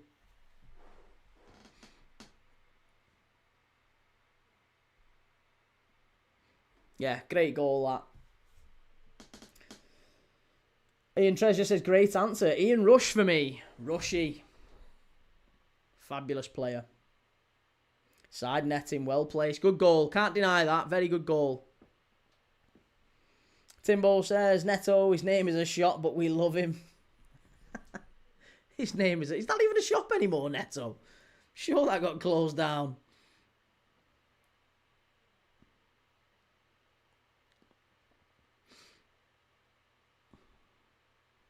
Should we do one of the quizzes? Give it a head start for one of the quizzes, because we're getting... I mean, to be honest, we only got 4 minutes. We might as well wait. But yeah, we've got our halftime quiz coming up. So if you want to get involved, I've got a couple of halftime quizzes. So keep us occupied until the second half. If you want to join, just stay in the chat. Make sure you've liked, make sure you've followed and subscribed, all the good stuff. We've got 4 games this weekend. Again, just a reminder, FA Cup weekend. 3 FA Cup games is all we're doing. And then we're doing a big Serie A game on Sunday night. So, starting with Aston Villa Newcastle. Aston Villa Newcastle tomorrow. Followed by Liverpool Brighton. Both of those quite tough to call. Even for me as a Liverpool fan, I think Brighton might well have us stretched the way that we've been playing. And we've not got anybody in defence that we can rotate or swap out. It's going to be so tough to ask Konate and Van Dijk and Gomez again. You've got to go again and play 90 minutes. We've just got nobody we can put in there. Heaven forbid we get an injury to one of those two, because we're literally knackered then. But yeah, Van Dijk, Konate, Gomez will be in there. And then on Sunday we're doing Arsenal-Wigan, and then on Sunday night we're doing Serie A football. Scott McTominay's Napoli against Paulo Dybala's Roma. Conte against Gasperini. Timbo says, when I lived in Glossop, there was a Netto down the road that got replaced with a Home Bargains. It was a sad day. Welsh wing, I miss Woolworths. I have one as well. Woolies was great. Yeah, that's what we used to call it, Woolies. Woolies Pick and Mix in St Helens. A big, massive shop, Woolies. Do you know what? That's never been replaced as well. I reckon the Woolworths in St Helens, the last time it was a long time since I've been up there, to be honest, but I still think it's closed. I'm almost certain it's still closed. It was closed in like 2001, if anything. And it just hasn't opened. It's still like a massive, I mean, that's just St Helens for you, I guess. Like a really huge department store that's just boarded up. Department store that's just boarded up and just been like that for about 25 years. Literally in the centre of town as well. Ryan says, I missed the pick and mix at Woolworths. Yeah, it's a shame that it went bust. And did you call it M&S or Marxies? I hate Scousers calling it Marxies. I mean, I don't know, maybe I'm a posher version of the two. I don't know, or maybe a scallier version of the two. We would have called it Marks and Sparks. I would never call it M&S. M&S is very southern. That was before the rebrand. It was always Marks and Spencer's. We called it Marks and Sparks. Or just Marks. Yeah, Marks or Marks and Spencer's, Marks and Sparks. Never Marksies. Actually, no, maybe it was Marksies. We did probably call it Marksies a little bit. We never really shopped in there. M&S has got a reputation now for being like really like posh. Like people go to M&S for the shopping. It costs an absolute fortune. My missus loves shopping in M&S. Does me head in. It's the same stuff. Honestly, this is the stuff that does me head in with M&S, right? We can go to Morrison's. You know what? This is going to tank any chance of M&S sponsoring the channel. I'm going to say it because it needs saying, right? Morrison's. You go to Morrison's, you can get a full cooked chicken for £6. It's $12.95 in Marks and Spencer's. $12.95 for a full cooked chicken. It's laughable. Andy says Brighton will give you a game, but Liverpool should win that one. I hope so, mate. I hope so. It's just going to depend on how tired some of our players are. Maddow says our Woolies became a Wilkinson's. We've got it, yeah. We had a Wilkinson's in St Helens. Maddow says Mark's underwear were branded St Michael's in my day. And do you have a Waitrose by you? We don't have one near me. No, we don't have. No, Waitrose. Waitrose is exclusively for the posher areas. I did have one because I was a little bit more well-to-do not that long ago near Warrington. There was a Waitrose near us in Warrington. But, yeah, not anymore. No, I've moved away from Warrington now. I think M&S food is so good, though, you get what you pay for. I remember CNA. CNA, I'm so old, man, at CNA. Adam says M&S workers should be wearing black and white striped jumpers, robbing bastards. I know. It's so, but it is. I mean, it's good. It's good quality stuff, a lot of it, but it's so expensive. They've done very well with the rebrand, haven't they? It's not just food, it's M&S food. And people are bought into it. Connor Payne, yo, how's it going, mate? Lovely to see you. Right, full-time, half-time. Half-time here, Chelsea 1-0 up and cruising, really. Hull are going to have to do something pretty special second half to try and turn this around. Timbo, I work in Warrington, such a weird place. I feel like it can't work out whether it's Manchester or Liverpool. Are you near the Pink Eye? Are you near the Pink Eye in Warrington? Are you anywhere near that? Mad Owl says people shop at Shein now. Yeah, I imagine so. Connor says, I've worked in M&S and a lot gets sold in other stores for a lot cheaper. That's true enough. And Jake says, staying with my partner over Christmas from Australia. M&S was so overwhelming. Staying with your partner over Christmas from Australia. She's from Australia. M&S was so overwhelming. What, at Christmas? Yeah, don't go. I mean, never go to M&S at Christmas. It's like, yeah, it's like an old people's home. Brendan says, just came on and you're talking about supermarkets. Well, I mean, I'm not talking about supermarkets. There was a general conversation about supermarkets in the chat, and I got dragged into it, so... Or rather, I dragged myself into it. So yeah, we are talking about supermarkets. As you know, we tend to veer off subject quite a bit. Right, so, halftime quiz. Halftime quiz. Hopefully we're all ready for it. I've got a couple of quizzes for you, so I'll just keep you guessing. But here's the quizzes. Here is the quizzes. Right. No cheating. You know who you are. No cheating. Tell me if you can. Get your answers in the chat. The top 20 Chelsea players by number of assists in Premier League history. For Chelsea. Specifically for Chelsea. Number of assists for Chelsea in the Premier League. The top 20 assisters for Chelsea. Timbo says, my work's in Centre Park. The business estate, Warrington. Centre Park. I don't even know where that is. Is that Birchwood? Julia says, what's your favourite supermarket? I like Morrison's. Yeah. I don't mind any of them. Like, they all have their place. Lidl's cool. Aldi's alright. But yeah, I like Morrison's. Right, Zola is... Where is Zola? Zola is 11th. Zola is 11th, correct. Roberto Di Matteo, no. Oscar, no. Lampard, yes. Lampard is first with 100. 100 Premier League assists. Willian is 6th with 35 Premier League assists. Hazard is 3rd with 57 Premier League assists. Cole Palmer is 17th with 21 Premier League assists for Chelsea. He's not that far off, rising up very quickly. Mata, yeah, Juan Mata is 12th with 27. Who else? Fabregas, yeah, Fabregas is 4th with 41. Hasselbank's correct, yep, he is 7th with 31. Duff, no. Lampard, yep. Hazard, yep. Fabregas, yep. Poyet, Gustavo Poyet. No, not Gus Poyet. Drogba, we've got. Giroud, no, not Giroud. Hazard, yes. John Terry, no, not John Terry. Ashley Cole is 20th with 21 assists. Idago Johnson is 9th with 30. Hakim Ziyech, no. Dennis Wise, wonderful answer. Dennis Wise is 10th with 28. Mason Mount is 13th with 24. Reece James is 19th, also with 21. Level pegging with Ashley Cole.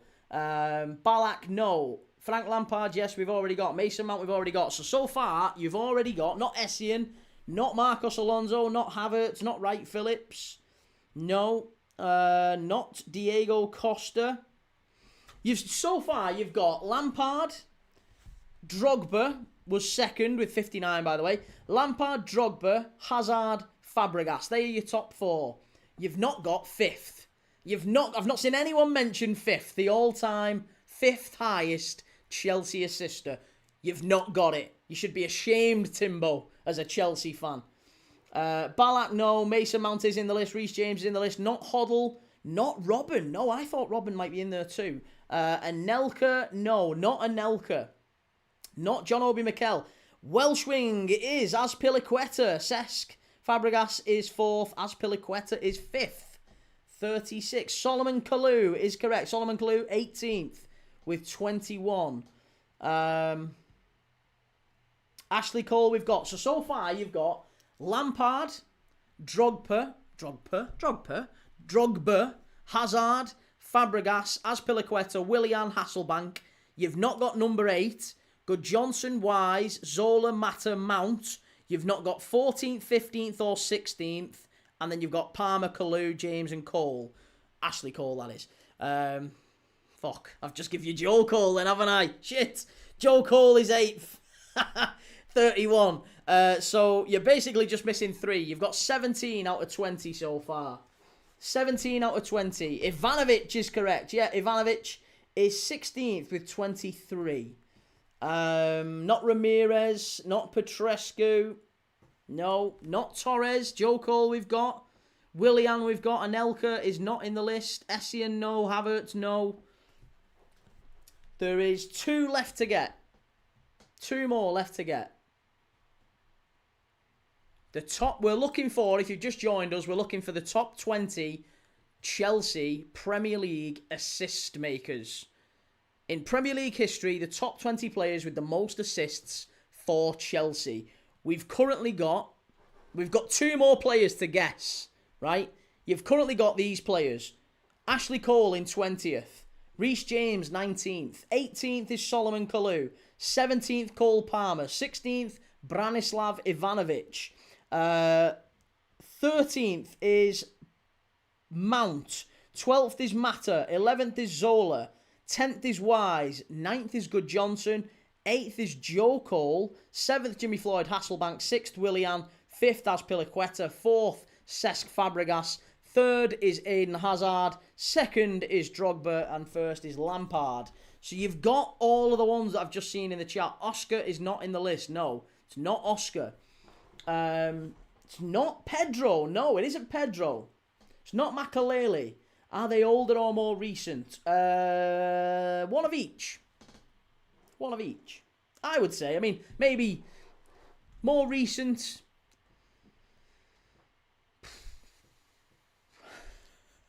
It's difficult because I don't want to narrow it down too much. It's not Flo. It's not Torre Andre Flo. Peter Dinsey says the Alan Shearer commentary on BBC is so biased against Chelsea. I can't listen to it anymore. It's not Andrei Shevchenko. It's not Mario Stanic. It's not Diogo Costa. It's not Di Matteo. It's Malouda. There you go, Jake. Yes, it is Malouda. Florent Malouda, 15th. And now there's one left to get. And he was in the same era. I think he was in the same Chelsea side that won the Cup Winners' Cup. So that's the Chelsea side you're talking about. It's that Chelsea side. Not Marcos Alonso. No. Andy says, according to Matt Law, Keith Andrews has been added as a candidate for Tottenham job. Really? Well, I mean, Igor Tudor's been appointed to the end of the season, so maybe it's only going to be the end of the season that they look at. Him. Not Mudryk. That was shocking from the goalkeeper. What an effort that is. Oh, Ron Harris. It's not Ron Harris. No, it's not Ron Harris. It's a player who played for Chelsea. Kind of the mid 90s to early noughties. There you go. Lasso. Graham Lasso, Timbo. It is. Yeah, Graham Lasso. You got it. Mark Hughes is 21st in this list, though, Sarah. So he was very close, Sarah. Mark Hughes is 21st in this list. He had one assist less for Chelsea than Ashley Cole. What a fabulous player he was. We have got one other quiz. So we can do another quiz if you want. It's a little bit more recent, I guess. A little bit more, maybe easier for people to join in who aren't Chelsea fans and who aren't... because it's a lot less answers. So, Chelsea to win with 3 goals. What are we up to? No, Robin. Yeah, no, not that one. Right, so here's the second quiz. Here is the second quiz. There have been 10 players born outside of Europe. And by that, I don't mean that's not a trick question. It's not born outside of Europe and play for a team in Europe. It's not that. There have been 10 players who play for a country outside of Europe, right? Who have won Premier League Player of the Month twice or more. There's only been 10 players who've done it. 10 players who have won Premier League Player of the Month 2 or more times that were born outside of Europe. So give me your best non-EU players to win Premier League Player of the Month regularly in their career. Who would it be? Not Igor Thiago. No, not Igor Thiago. Salah is one. Yes, Salah is Egypt. He's won it 7 times. 7 Premier League Player of the Months for Salah. Luis Suarez is correct, yeah. Uruguay, he's won it twice. Coutinho, no, not Philip Coutinho, funnily enough. There's only been 10, I promise you. Heung-min Son is correct. South Korea, he's won it 4 times. Didier Drogba, no, not Didier Drogba. Drogba hasn't won Premier League Player of the Month more than once. Which is astonishing, really.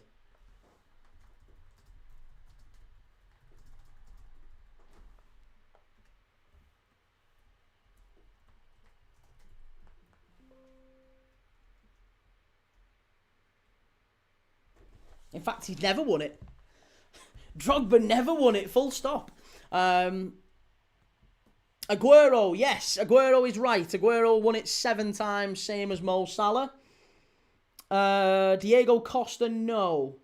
Aubameyang, yeah. Aubameyang, Gabon, he's won it twice. Yaya Toure, no. Sadio Mane is correct. Senegal, he's won it 3 times. Essien, no. Drogba, no. Suarez, yes, we've already got that one. Aubameyang, we've already got that one. Haaland is born in Europe, of course, Norwegian. Coutinho, no. Dwight York, yes, Trinidad and Tobago. He's won it 3 times. Once for Aston Villa, twice for Manchester United. So Dwight York is correct. You've got 1, 2, 3 left to get. 3 left to get. Not Yaya Toure.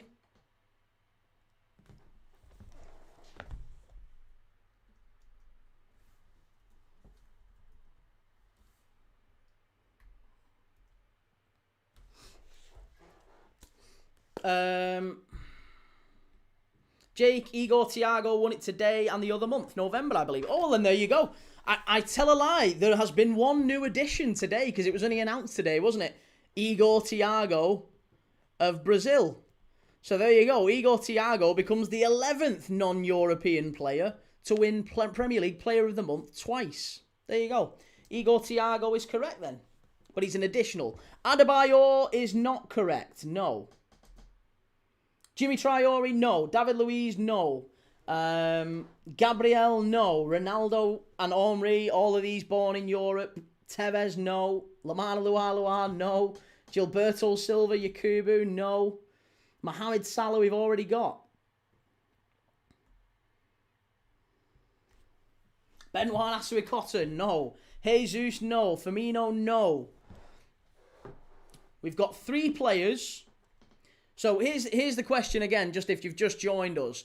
We're doing our usual halftime quiz and we are looking for 11 non-EU players. There's only been 11 in the history of the Premier League. 11 players in the history of the Premier League that have been born outside of Europe, play for a country outside of Europe, and have won Premier League Player of the Month 2 or more times. So far, you've got Igor Thiago, who was named Player of the Month today. That's the 2nd time he's won it. He joins the list. So he's one. Aguero is another. Salah, Dwight York, Sadio Mane, Aubameyang, Heung-min Son, and Luis Suarez. So you've got 8 out of the 11. There's 3 more left to get.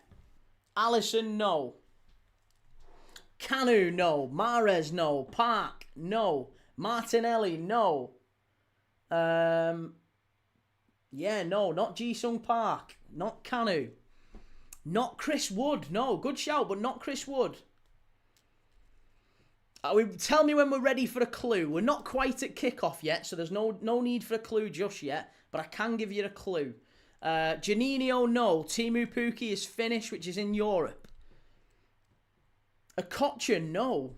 But a good shout, like you're thinking. Kuhl, no. Not Kuhl. Viduka, again, I like the thinking, but no, not Viduka. Not Sanchez, not Ederson. Not Clint Dempsey. Again, fabulous shout here. I like the thinking, but no, it's not those players. You'd think it was. It's not Essien. It's not Essien. There's 3 players you've not got. And I'll give you this. All 3 played for sides outside the top 6. So there's a clue. There's a clue. It's not Tim Cahill, but again, I like the thinking. Mendy, no. We're about to kick off for the second half, so we really should get a wriggle on and give you some better clues, shouldn't we? Right, hang on a second. Hang on. Let's get the game underway. Arshavin, no. I think Russia's technically EU anyway, so no, wouldn't have even counted if it was, but he wasn't in the Prem that long, was he, Arshavin? It's not Tim Cahill. It's not Brad Friedel. We're all saying Cahill. Yeah, no, it isn't Cahill. It's not Tugay. Again, Tugay, Turkish. Would it be... even still, it's not Tugay. It's not Tugay. Unknown says Russia isn't EU. Well, listen, they competed in European Euro competitions, so I guess in a football sense they were for a long time. I don't know. But yeah, it's not Tugay. Not a Scooby. Lasana Diarra, no. Suarez we've already got, and Suarez is right, but he's already confirmed in the list. The list that we've got so far, again, just to give it you, we've got Igor Thiago. We're looking for 10 non-European players born outside of Europe, play for countries outside of Europe, that have won Premier League Player of the Month 2 or more times. Okay? There's only 11 players in the history of the Premier League that have done it. You'll know all of them. Igor Thiago is one. He got named Player of the Month today, and it's the second time that he's done it. So Brazilian Igor Thiago is one. Aguero's another. He's won it 7 times. Salah, Egypt, 7 times. York, Trinidad and Tobago, 3 times. Mane, 3 times. Senegal. Aubameyang, Gabon, 2 times. Heung-min Son, 4 times. Luis Suarez, twice. Uruguay. There's 3 players left to get. It's not Joel Campbell. It's not Benny McCarthy. It's not Mascherano. It's not Robbie Earle. It's not Pulisic. It's not Palacios. What era are we talking? It's not Tevez, no. Era that we're talking is... again, mixed. You've got one that was 90s, one that didn't play in the top 6, didn't play for any of the top 6. In fact, I'll tell you this, none of these 3 players ever played for any of the teams in the top 6. Ever. None of them. Right? One of them... Well, hang on. 2 of them are African. One of them is not. I'm not prepared to... do you know what? No, I'll say it. One of them's Caribbean. 2 of them are African. Yeboah. Tony Yeboah. There you go. Ghana. Tony Yeboah won it twice. So there you go. You've got one. Not Hugo Rodallega, not Marmouche, not Figueroa, not Tim Howard, not Santa Cruz. We've already got Drogba guessed and he's not in the list. It's not Asprilla. It's not Zaha, no. It's not Sané, it's not Balassi. No. You've got 2 left to get. 1 Caribbean, 1 African. 1 Caribbean, 1 African. It's a good one, this one, isn't it? It's a good one. It's not Eto. No, not Yakubu. Not Diarra. Not Roque Santa Cruz. Not Kenwyn Jones. But again, it would... Yeah, no, I like the thinking. It's not Kenwyn Jones. It's not Yakubu. No. Not Pienaar. Not Benjani. It's not Asamoah Gyan. We'll be here all pissing night with these. You'll kick yourself, but it's a really good quiz. I like the quiz. 10 non-EU players, well, 11 non-EU players to win Premier League Player of the Month. 2 or more Premier League Player of the Month. Peter Odemwingie, there you go, there's one. Peter Odemwingie, Nigerian, he's won 3 Premier League Player of the Month. It's odd that, isn't it? When he's won 3, Drogba didn't win a single one. There you go, Peter Odemwingie has won 3 Premier League Player of the Months at his time. West Brom, Stoke, whatever else he was. Gomis, no. Wilfried Bony, no. Demba Ba, no. Wilf Zaha, no. You've got one left to get, and he's Caribbean. Caribbean. Or Caribbean. However you want to do it. However you want to say it. Chelsea down the right-hand side. Hung up to the far post. Header. Good save. What a save that is. Oh, what a save. Dwight York. We've already had one. Yeah, we've already had Dwight York. He's included. He's in the list, mate. There you go. Stack up Mickey's got it. It's Michail Antonio. Michail Antonio. There you go. They are the only 11 players. There's only 11 players in the history of the Premier League to have won Premier League Player of the Month 2 or more times from outside of Europe. Only 11 that have done it. Igor Thiago won it today. That's the second time he's won it. So he goes into the list. That's the 11th player. Igor Thiago, Brazil. Aguero, Argentina. 7 times he's won it. Oh, there you go. They flicked it on at the near post. Flicked it on at the near post. And is it straight in off the corner pretty much? Don't know who got the flick on it. The keeper should really do better. It's poor. And do you know what? It's come from the keeper making a wonderful save. Phillips has done really, really well there to tip it over the bar. Phenomenal save. Absolutely outstanding. But Chelsea have just killed this game dead 5 minutes into the second half. Absolutely astonishing. It's a great ball in. But it's just a little cheap flick on at the near post. I don't even know if it gets a touch. Let's see. Is it a flick on at the near post? I don't think it is. I think it's straight in. I think it's straight in. Let's see. No, straight in. Straight in. Looks like it goes straight in, I think. Andre Santos and Sar, is it? Hato, sorry. It's Andre Santos who was holding the player behind him. Or was it Delap? Who was holding the player behind him? It looked like it bounced in off someone's leg, but I think it was the keeper's in the end. Right,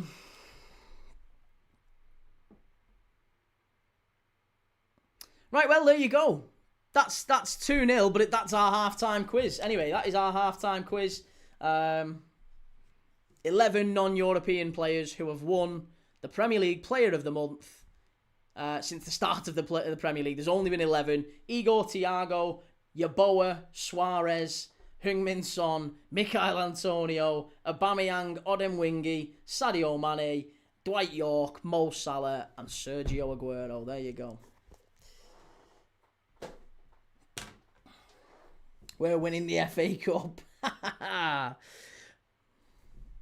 Jake says, do you think Arsenal need a cushion before coming to the Etihad, mate? They'll feel the pressure. Listen, they're absolutely going to feel the pressure. I'm sure they will. They are... they're already feeling the pressure a little bit, but it's...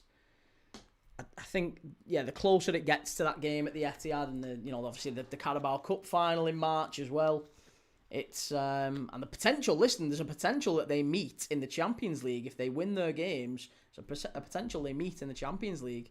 Because they're both on the same path, aren't they, to the final. So we could be talking a two-legged tie. There was talk about it last month where there is a real possibility that Arsenal and City, if they win their games in the Champions League, they will meet, I think, is it the quarter-final they'd meet or the semi? No, I think it's the quarter, I can't remember. But either way, they would meet 4 times across like a 4-week period or 3-week period. They'd be in the Carabao Cup final, once in the league, and then twice in the Champions League. Here's Garnacho. That's poor. That's really poor from Garnacho. T says, I hope Liverpool get Chelsea in the final. Guaranteed win. Timbo says, I'd love City to batter Arsenal in that League Cup final. Me too. And Sergej says, well, if Arsenal bottle it, they can't blame injuries this season. They've got a massive squad, haven't they, to be fair? Nimi Guna, yeah, you were right, mate. Mikel Antonio was there. Daddy-O, he's dual nationality. He is, and it was a little bit of a technical question, I guess, or a technicality to say he was from the Caribbean, but he is technically, he's a Jamaican, that's who he plays for. Yeah, he wasn't, I don't think he was born in Jamaica, was he? So it's a little bit misleading of me to say that he was born, 11 players born outside the country, but either way, that's who he plays for, that's his nationality as far as football is concerned. Andy says, Arsenal bottling the league now would be hilarious. And Jürgen says, commentators are so bad nowadays, they're saying Estevao is potential Ballon d'Or winner this season. Yeah, no. Do you know what it is? It just feels like everyone's in a rush to be right, aren't they? Everyone's in a rush to be right or first or whatever. That's what's killed journalism in this country. And just like any sort... Everyone's afraid to be wrong. That's what it is. Everyone is afraid to be wrong and desperate to be first. So, like... They want to be the first guy to say slot out, or the first guy to say we should give Carrick the job, or you know, the fastest to say it and the first to say it. It's always this race to get it, and no one wants to be wrong. It's so, like, jarring. There's nothing wrong with being wrong. Christ, you get stuff wrong all the time. As you get older, you realise it's not that important. It's really not important. It's just we like watching football. That's what we do on this channel, innit? We love watching footy together, and we frequently get stuff wrong. It happens. Al says, well, I am right, though. Hey, yeah, maybe you're right. Maybe it's everyone else that's wrong. T says, could you imagine if Arsenal win nothing? It's happened before. I mean, they've got a form for it. I don't think that happens, by the way. I do think Arsenal win the league this season, but, you know... It wouldn't be surprising if they threw it away. City are a very good side as well, so it wouldn't... As much as we're saying it's a bottle job, and it would be a bottle job because I feel like they've spent that much and they've got the best side. They have got the best side, undoubtedly. They should win it. It would be a massive letdown if they don't win it, especially from the place that they've been in. I think if they don't win it, it'd be mega disappointing for them, for Arsenal fans, obviously for Arteta, but... Yeah, pretty hilarious for everyone else that's just looking on and watching on. And I'm saying that as someone who... I know people come in and say, I genuinely don't have anything against Arsenal. As a football club, I really like Arsenal. I liked them growing up. Again, the enemy of my enemy is my friend. I liked City because they were United's rivals. And I liked Arsenal because they stopped United winning titles. And I hate United. So... Yeah, Arsenal I always had massive respect for, loved the way they played, loved Arsene Wenger's teams and everything. So, if they do manage to somehow, inexplicably, not win anything this season, then yeah, it will be hilarious just because of the way some of the fans have gone on. But I'll feel a little bit sorry for a lot of the fans as well, because it's been a long time and they've really gone all out on it, haven't they? Joe says Arsenal and City could play each other in the FA Cup. They could as well. Yeah, it could be 5 times, couldn't it? Andy says they lose the cup final against City. And Oxford fan says Team GB have just won gold. Have they really? In what competition? In what event? Ryan says, I read that if Arsenal bottles the Prem title, the owners could sack Arteta. Nah, they're never bottling him. They're never bottling him.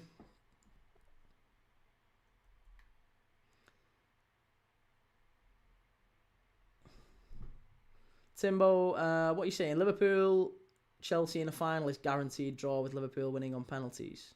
And I was right about Estevao at least so far. Has Kepa's shot come down yet? Jake, I don't think we're a good side though, mate. We have a huge issue with our second halves. Why do you think you don't have why do you think you've got a huge issue with your second halves? T says it's Arsenal's new cringy fan base that makes everyone hate them now. I think it's not even necessarily that they hate him. It's more that it's like everyone. What's the old expression? Pride cometh before a fall. Like everyone wants to see someone who's arrogant and egotistical. Everyone wants to see that guy or that whatever team. You want to see that person take a fall, don't you? Everyone does. Strike! It's 3! It's 3, and it is Esteval this time. It's the player that we've been bigging up all night in the chat. It's a player that I criticised early part of this season as being wasteful, as being poor defensively, as being someone who didn't have the work rate. Well, I was wrong. It's unbelievable from Esteval. All game tonight, he's been fantastic. He's been a real star of Chelsea's season, to be honest, and he gets a just reward there, smashes it into an empty net. There you go. Esteval puts Chelsea 3-0 up against Hull. It's been a breeze, this one, at the MKM. And it's all due to good work from Liam Delap as well. Another player who's been heavily criticised. Turns his man, pulls it back. Good finish from Esteval. Still had to do a lot of work there. Good play. Welshring says, since it's game over, Keish, shall we do my quiz? If you want to, yeah, I'm game for another quiz. Let me get me little pad and pen out here. Let me get me going. Let's get going. Timbo says we should start singing West London Forever. Oh, please don't. Please don't. Daddy-O says Arsenal have scored more than anyone in the second half, haven't they? They might have done. I don't know. I'm keen to hear why Jake feels like they've got a problem with the second halves. LFC Jake, hello, K. How are you, my friend? Big game tomorrow. Yeah, huge game. Brighton. We should be winning it, hopefully, but it's going to be difficult with all the players that we've got out injured. Reggie, I hate the Arsenal chat. Brentford are a difficult away game. Win on Wednesday, and it's back to a 7-point gap. Everyone's far too reactionary, Arsenal fans included. That's true enough. Yep, very true. Andy says, who wins the FA Cup key, do you reckon? I don't think anyone would have said Palace last year. I think it is the year of, I'll say this, I think the cup competitions this year, Carabao Cup aside, I think the Champions League will be, I think the FA Cup will be almost the year of the underdog to a degree, and the Europa League and the Conference League. I think we'll see teams win those competitions that maybe you wouldn't have otherwise expected to win it. Maybe teams that haven't won anything like that for a very long time, that maybe don't have a history of winning and success. So, I think Real Betis are a really big shout in the Europa League. I think in the Conference League, you'd have to say Crystal Palace, which first year in Europe at all, even though they're a very good side, they would still be a bit of a surprise if Palace went and won the Conference League. Fiorentina, my team, everyone, I like Fiorentina. They're not doing great in Serie A, but they're an outside chance in the Conference League as well. Champions League, honestly, wouldn't surprise me if we saw a first-time winner. Maybe an Arsenal. Maybe a Spurs. Honestly, it's one of them seasons where you just can't predict what's going on. And there's a lot of teams. PSG are a bit all over the place. Real Madrid, Barcelona they've flattered to deceive a lot. City and Liverpool have had their moments as well. Arsenal now kind of having a bit of a fall off. Genuinely, I think this is the year where we see a lot of teams win without being the best, let's say. The best in the competition, but they win it anyway. It's one of them. Jake says, I'm talking about City, mate. Sorry, I thought apologies, Jake. Yeah, he's on about City. I think City are a very good side. I don't think you'd argue. You can't really argue City aren't a good side, Jake. I think that's harsh to say.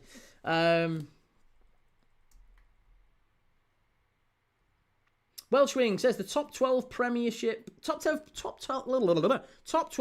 that have scored the most Prem goals against Chelsea in Prem history. Ooh, okay. Kai Havertz, not Havertz. Harry Kane. Aguero first, Henry second. Right. So, goals against Chelsea. That's the quiz, by the way. Goals against Chelsea. Get your answers in the chat. So, Aguero first. Henry second. Kane is 12th.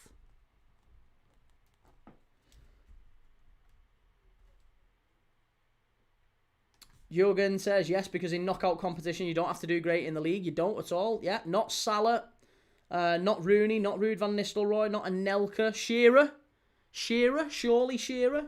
Gerrard, maybe. Gerrard's a good shout, Adam. Torres got a few.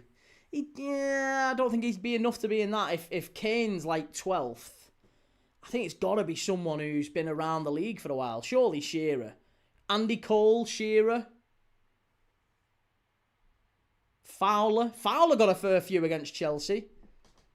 Tevez is 4th. Wow, Tevez 4th. Shearer 3rd. Andy Cole.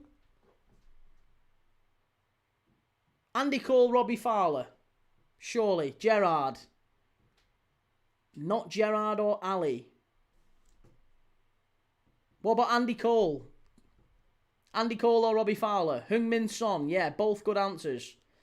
Not Van Persie. You think he's already said no to Van Persie? Not Vardy or Addy.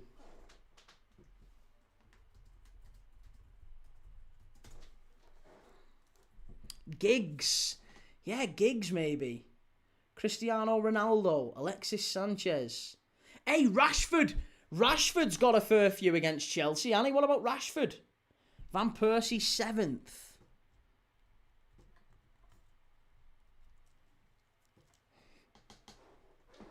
Defoe. Rooney. I think we've said Rooney. Rooney wasn't in the list.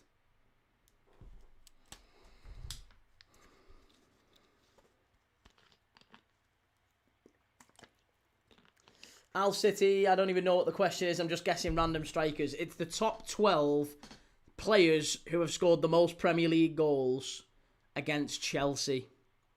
Because the game's dead. We would normally be watching the game, and we are watching the game, but the game's dead. We're having a bit of a quiz. Sue me. Ryan Giggs. What about Giggs?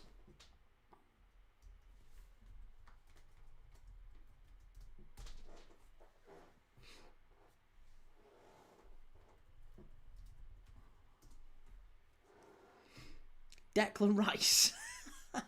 Benteke, not Giggs. Rooney, I think we've already said, haven't we? Oh, Christ, it's nearly happened again there. Nearly exactly the same goal from the goalkeeper. Straight off Pedro Neto's corner. Benteke is 6th. Oh my God, where's that come from? Benteke, 6th. I would never have guessed Benteke. Saka has a few. Michael Owen. Owen did get a couple against Chelsea. Not that many, though. Louis Saha. Ole Gunnar Solskjaer. Sheringham. Sheringham. Bet you Sheringham has. Christ, Sheringham's played for everyone. Saha is 8th. Louis Saha is 8th. Teddy Sheringham's got to be up there. Not Owen. Ian Wright. Andy Carroll. Tim Cahill. Yeah, he got a fair few, didn't he? Sheringham's 10th. Hey, I got one. I got Sheringham and Shearer. I'm taking that. I'm claiming that. Ricky Lambert, Berbatov. Lambert and Berbatov. Go on, I'll put them in the chat. Ian Wright is 5th. Right, well, how many more have we got to get? 1, 2, 3, 4, 5, 6, 7, 8, 9, 10. 2 more to get. So far we've got 12th is Kane. We've not got 11th. 10th is Sheringham. We've not got 9th. And then it's 8 Zaha, 7 Van Persie, 6 Benteke, 5 Ian Wright, 4 Tevez, 3 Alan Shearer, 2 Henry, 1st Aguero.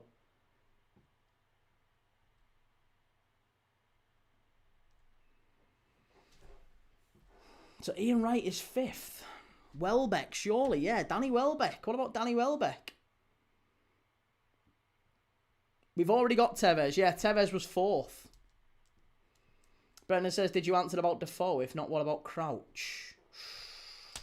They're all good answers. I'm liking them. I wouldn't have said either of that. To be honest, I wouldn't have said, looking at that list, I genuinely would not have said Benteke or Saha. They would have even entered into my stratosphere. I genuinely wouldn't have even thought of them. I'm really interested to know how many goals you have to get. Like, if Benteke is 6th, how many goals Benteke got? Papis Cisse. What about Papis Cisse for Newcastle? Sure or Demba Ba. Demba Ba scored loads, didn't he? Sure Demba Ba got a fair few against him. Trying to think outside the box now.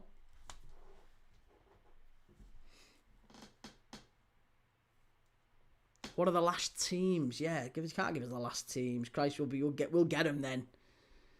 We'll get them.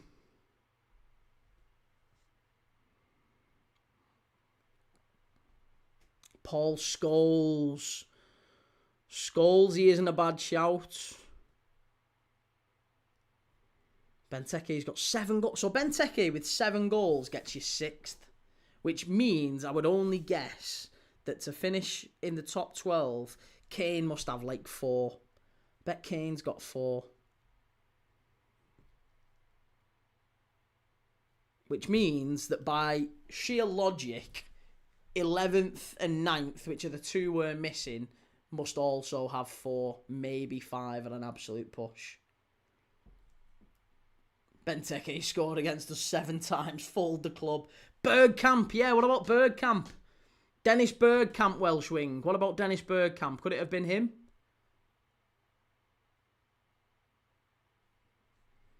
Harry Maguire.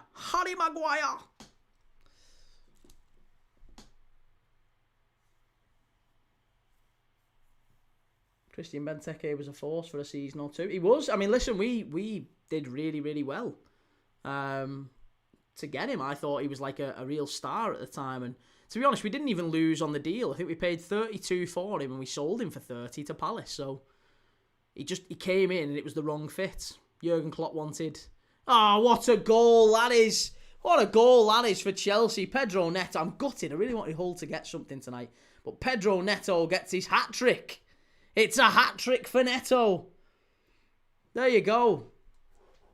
He gets 1 straight off a corner. He got 1 outside the box and 1 inside the box. Pedro Neto's been exceptional tonight. And again, just reconfirms how important he is for Chelsea. I really like him. I think he's a very underrated player, Pedro Neto. But it's where you fit him in. Because Cole Palmer, Neto and Estevao, I don't think they can all play in the same team, I'll be honest with you.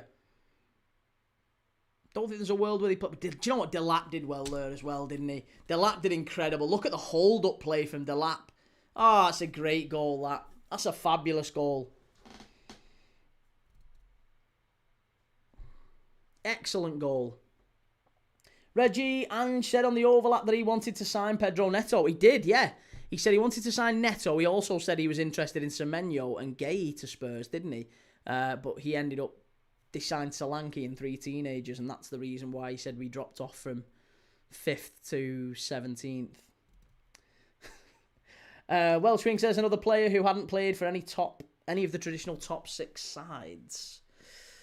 Oh, a player who didn't play for any of the top sides. Any of the top 6 sides. Be Yourself Dylan says Barnes wants to play for England after turning down the chance to play for Scotland.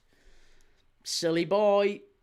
It was the only chance he was had to go into the World Cup. He was never going the World Cup. Although, do you know what? No.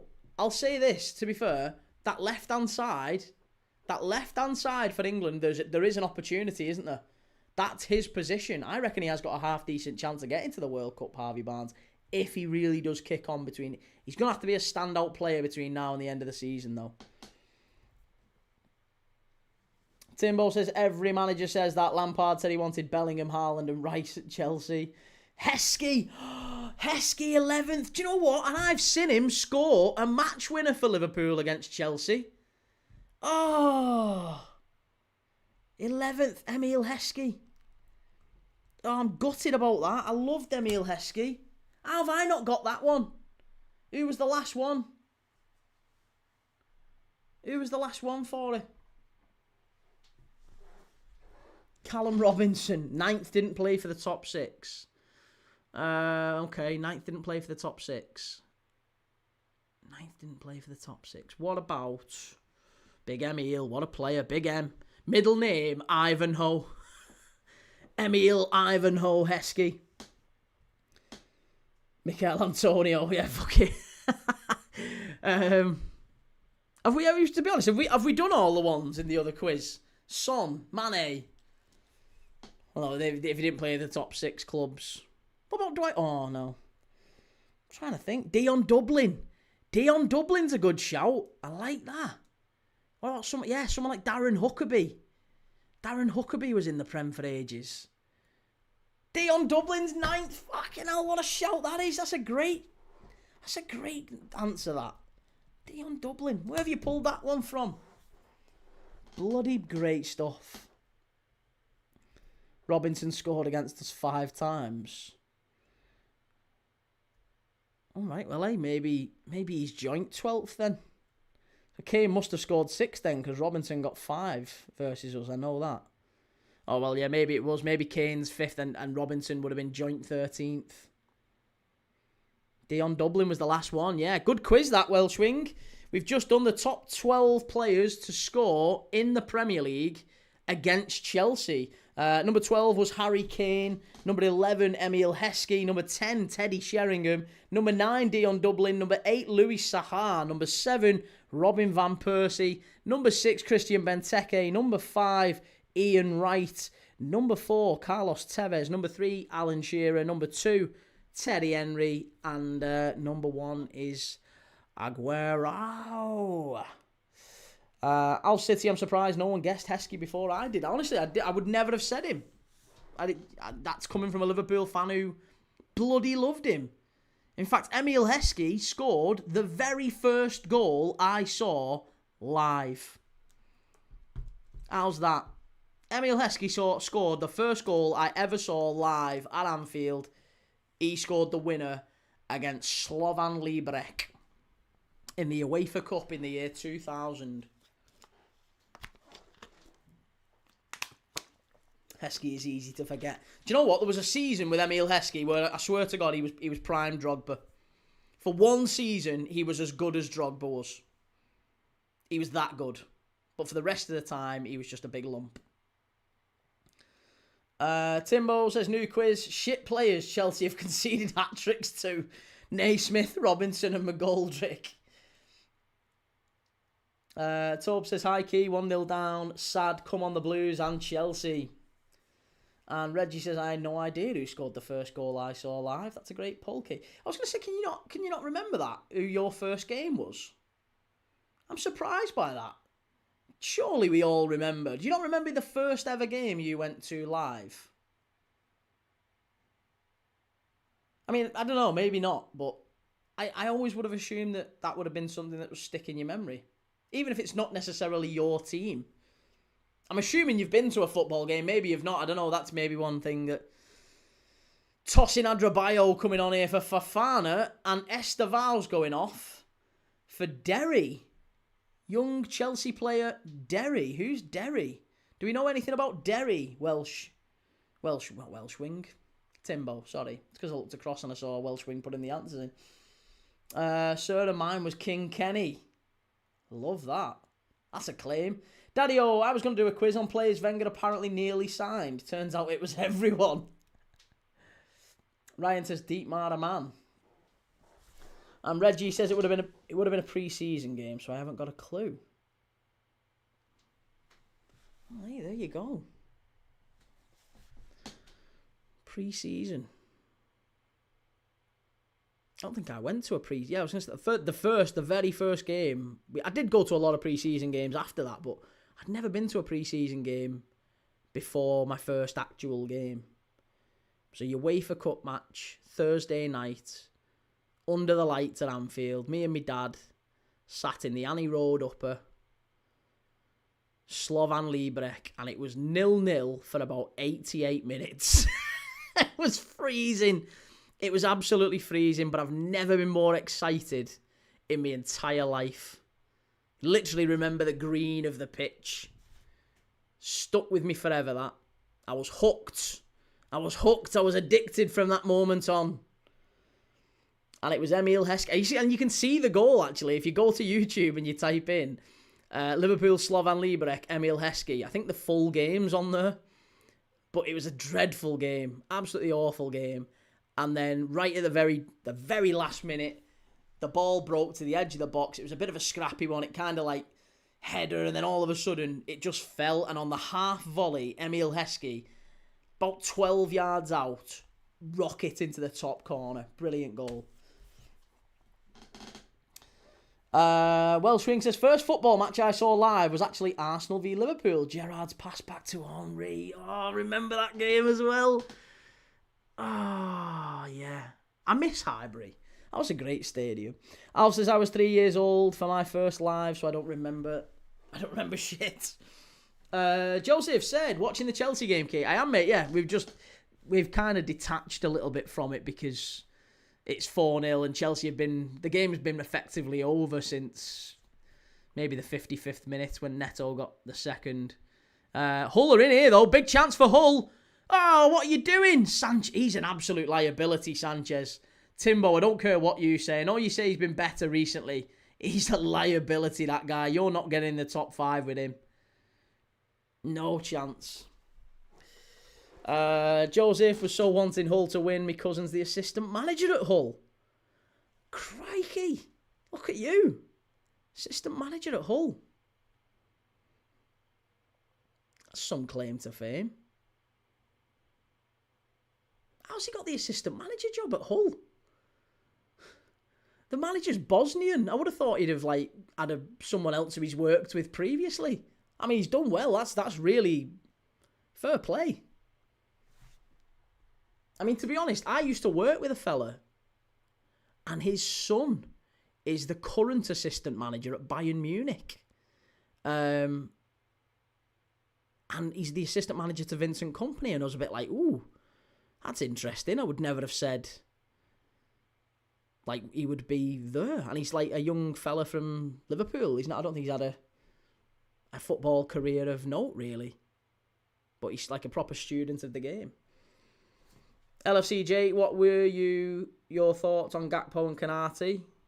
Thoughts on Gakpo and Konate? In what sense? I mean, Gakpo's a very good player. I like him. I like Konate. I like them both. I hope Konate stays. I hope Gakpo stays.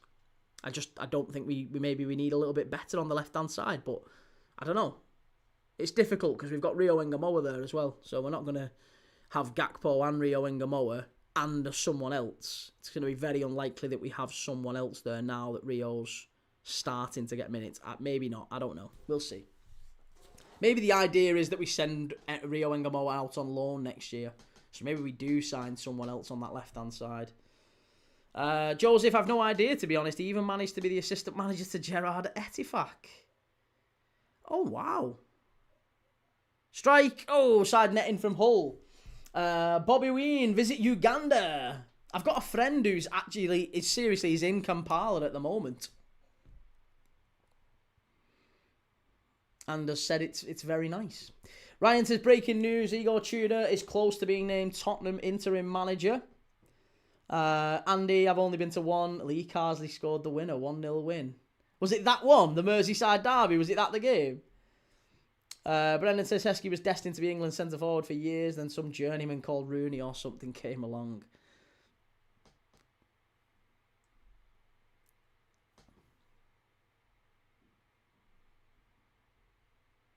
Daddy O says, my first game was Arsenal v Spartak Moscow in the Champions League at Highbury. We won 1-0, header from Henry. Never forget when you got up the stairs and seen the pitch for the first time. It's mesmerising, isn't it? I think that's the case wherever you are, whatever team it is, whoever you support. I would always try. I've only got a little girl at the moment. Maybe in future we have more. I don't know. Maybe not. Maybe my little girl's into footy. I don't know. She might not be. She's certainly not showing massive interest right now. I'm not going to force it. But if she does decide to get into football, that'll be wonderful. But if I do have a boy or another girl and she wants to get into football, whatever, if we have another one, I've absolutely adamant the first game has to be a night game. Because the night games are so much more special. It feels like the night games are where you see, like I said, that real green hue of the pitch. It's unbelievable when you first go up, walk up the little vomitory. Jürgen says data analysts play a big role in that key. You see the software used by Brentford and Brighton helps people who haven't played football professionally. Yeah, well, I know, but then there's criticism about that, isn't there? There's a big amount of criticism now specifically about that. There was an article earlier today about, what's his name? The young lad that Brighton signed, that they were warned off. They paid 9 million quid for him. I think he was 23, 24. I'm sure they paid 9 million quid for him from Blackburn. Was it Blackburn or Derby? I can't remember. Brighton signed this young lad and they were warned off him. They were said, like, he's, scout reports not very good, but the data says he's going to be unbelievable. Get him, 9 million quid, and they did it, and he's like been farmed out on loan everywhere since. It hasn't worked out. So data, I agree, data's massively important, but I think it's over-egged a little bit, and there's a reason why clubs employ both, isn't there?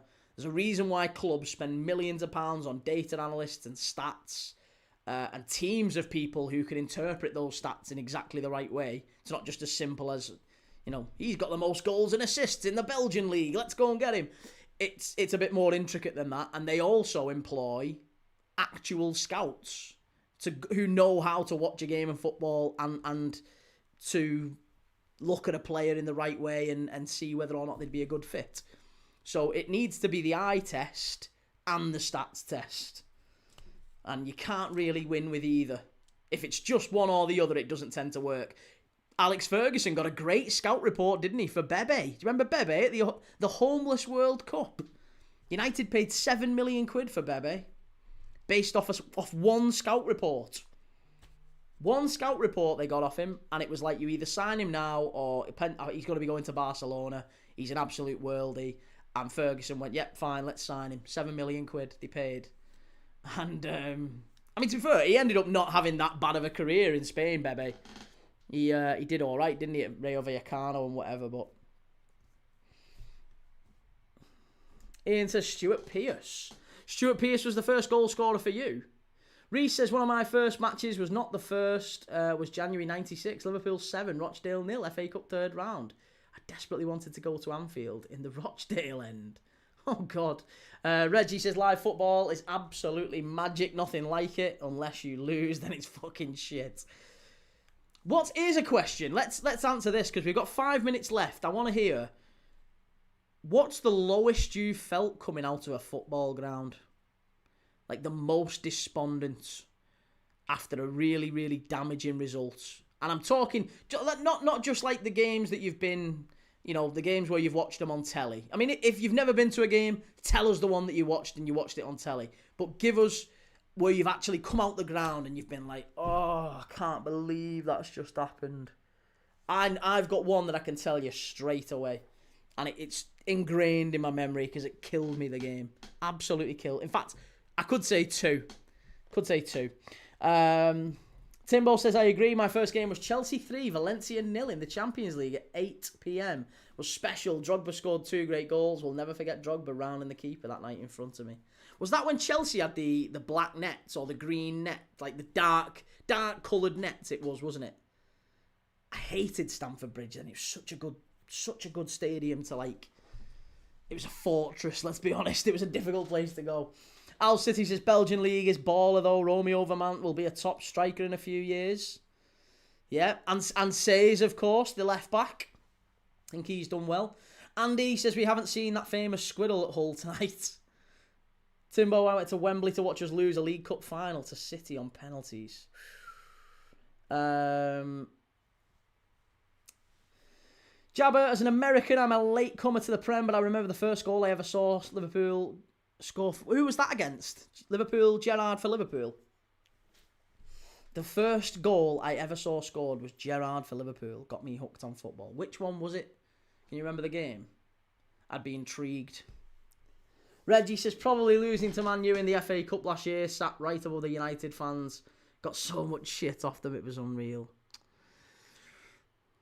The one that stands out for me... Well, there's two. There's two that stand out for me.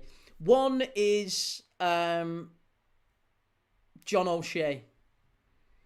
John O'Shea, Anfield, last minute. We absolutely battered United that day. It was 0-0. We were the better side. United were much the better team, I'll say that. They were the better team overall. It wasn't like... That happened quite a lot when I was growing up. Liverpool would beat United. We had the Indians? We had the Indian sign over Man United for many, many years. Even though they were much the better team, we used to get good results against them for quite a lot of the time. And we played them at Anfield, and we were the better side. And I was at the game. Again, we was up at Anfield Road. Was we up at Anfield? Oh, no, I don't know where. I can't remember where we were sat, actually, for that one. I think maybe I've wiped the memory of it. But John O'Shea, literally the last kick of the game, it was a free kick and it just kind of bobbled around in the 6-yard box and O'Shea smashed it in the top corner. I hated it.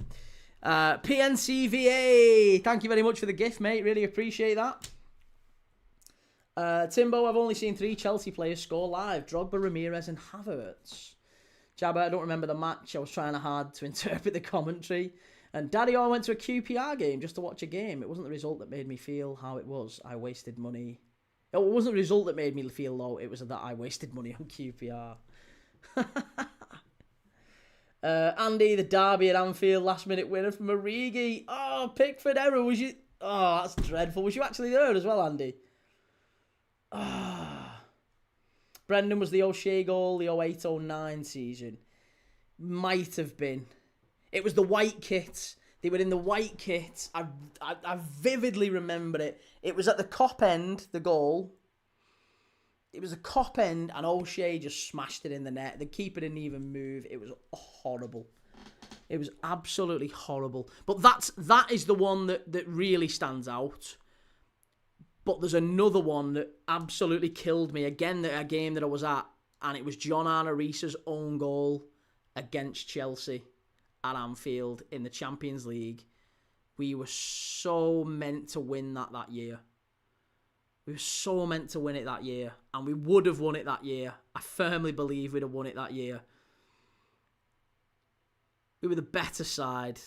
And we'd played really well all game. And we were 1-0 up. And then John Arne Riisa scores a diving header, own goal, at the Kop end. And it just gave Chelsea a full lifeline. And I was like, oh no! Hated it. Timbo, I watched Kepa refuse to come off the pitch live. That was certainly memorable. And Reese says, Rovers 5-0, Burnley 0. I cried frustration. Otherwise, 2008, when we lost in the semi-final of the league against Spurs. After that away goals rule was scrapped.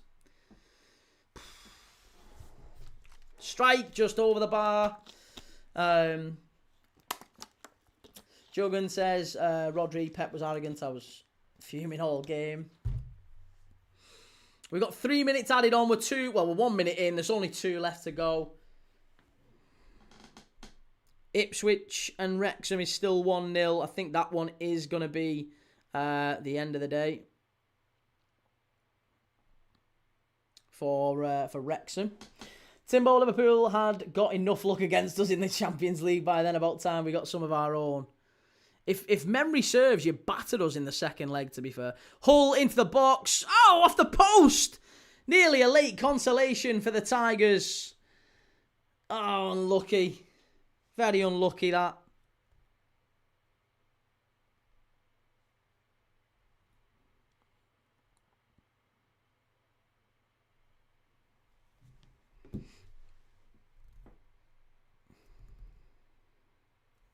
Hull hit the post. 3-star, calling it a night. Great comments as usual. See you later, everyone. Take it easy, 3-star, mate. Lots of love. Have a good one. It's actually a good save, that, from Sanchez. 60 seconds left. Can they make a difference, Hull? Oh, hey, well done. Really good play. Hull in the box. Should finish it. How's he missed it? Oh. Timbo was the own goal. 2008 when Lampard got the winner in extra time after his mum died. Oh, I don't know. I don't think he scored a winner at Anfield. I'm pretty sure. Like, the last action of that night was John Arne Riisa heading it into an empty net. Like, it was. I'm pretty sure we was 1-0 up in that leg. It was the first leg at Anfield. John Arne Riisa scored. Let me have a look. John Arne Riisa, own goal, Chelsea. Let's have a look. It was 2008. And it was 1-1. Yeah, Dirk Coutts close range finish 3 minutes in. Or 3 minutes before half time. Put Liverpool in front. And it handed Chelsea the advantage. And second leg, I think you beat us 4-2, didn't you? I think you beat us 4-2 overall. I think wasn't that when Alex smashed it in the top corner? Wasn't it that one?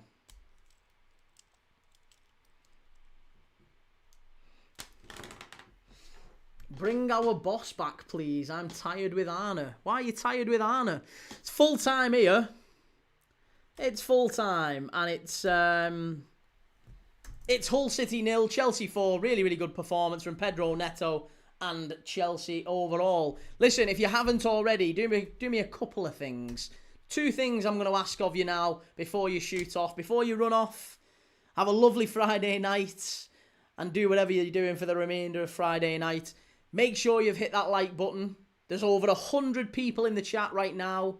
All I'm going to ask of you, please, hit the like button. It doesn't do anything for you, but it helps me. If you do nothing else, hit that like button. And if you want to see more of these watch-alongs popping up on your feed, make sure you've subscribed. Like I said, I'm live tomorrow for 2 games.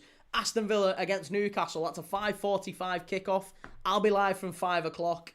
Straight after that, we're watching Liverpool-Brighton. So 2 big games tomorrow. If you want to watch along with me, that is where you need to be. And then tomorrow, Sunday, we've got another 2 big games. We're going to be doing Arsenal-Wigan. Come on, the Latics. Followed by Napoli against Roma. Wrexham have won 1-0. They've knocked Ipswich out. That's full time. That was 4-4, that game with the Alex free kick. Or maybe it wasn't that then. It can't have been that one. How many times did we play you in the Champions League? Crazy, innit? Right. Nighty-night, everyone. Really appreciate everyone in the chat. Lots of love. And I will see you all tomorrow. Enjoy your Friday night. Take it easy. Ta-ra.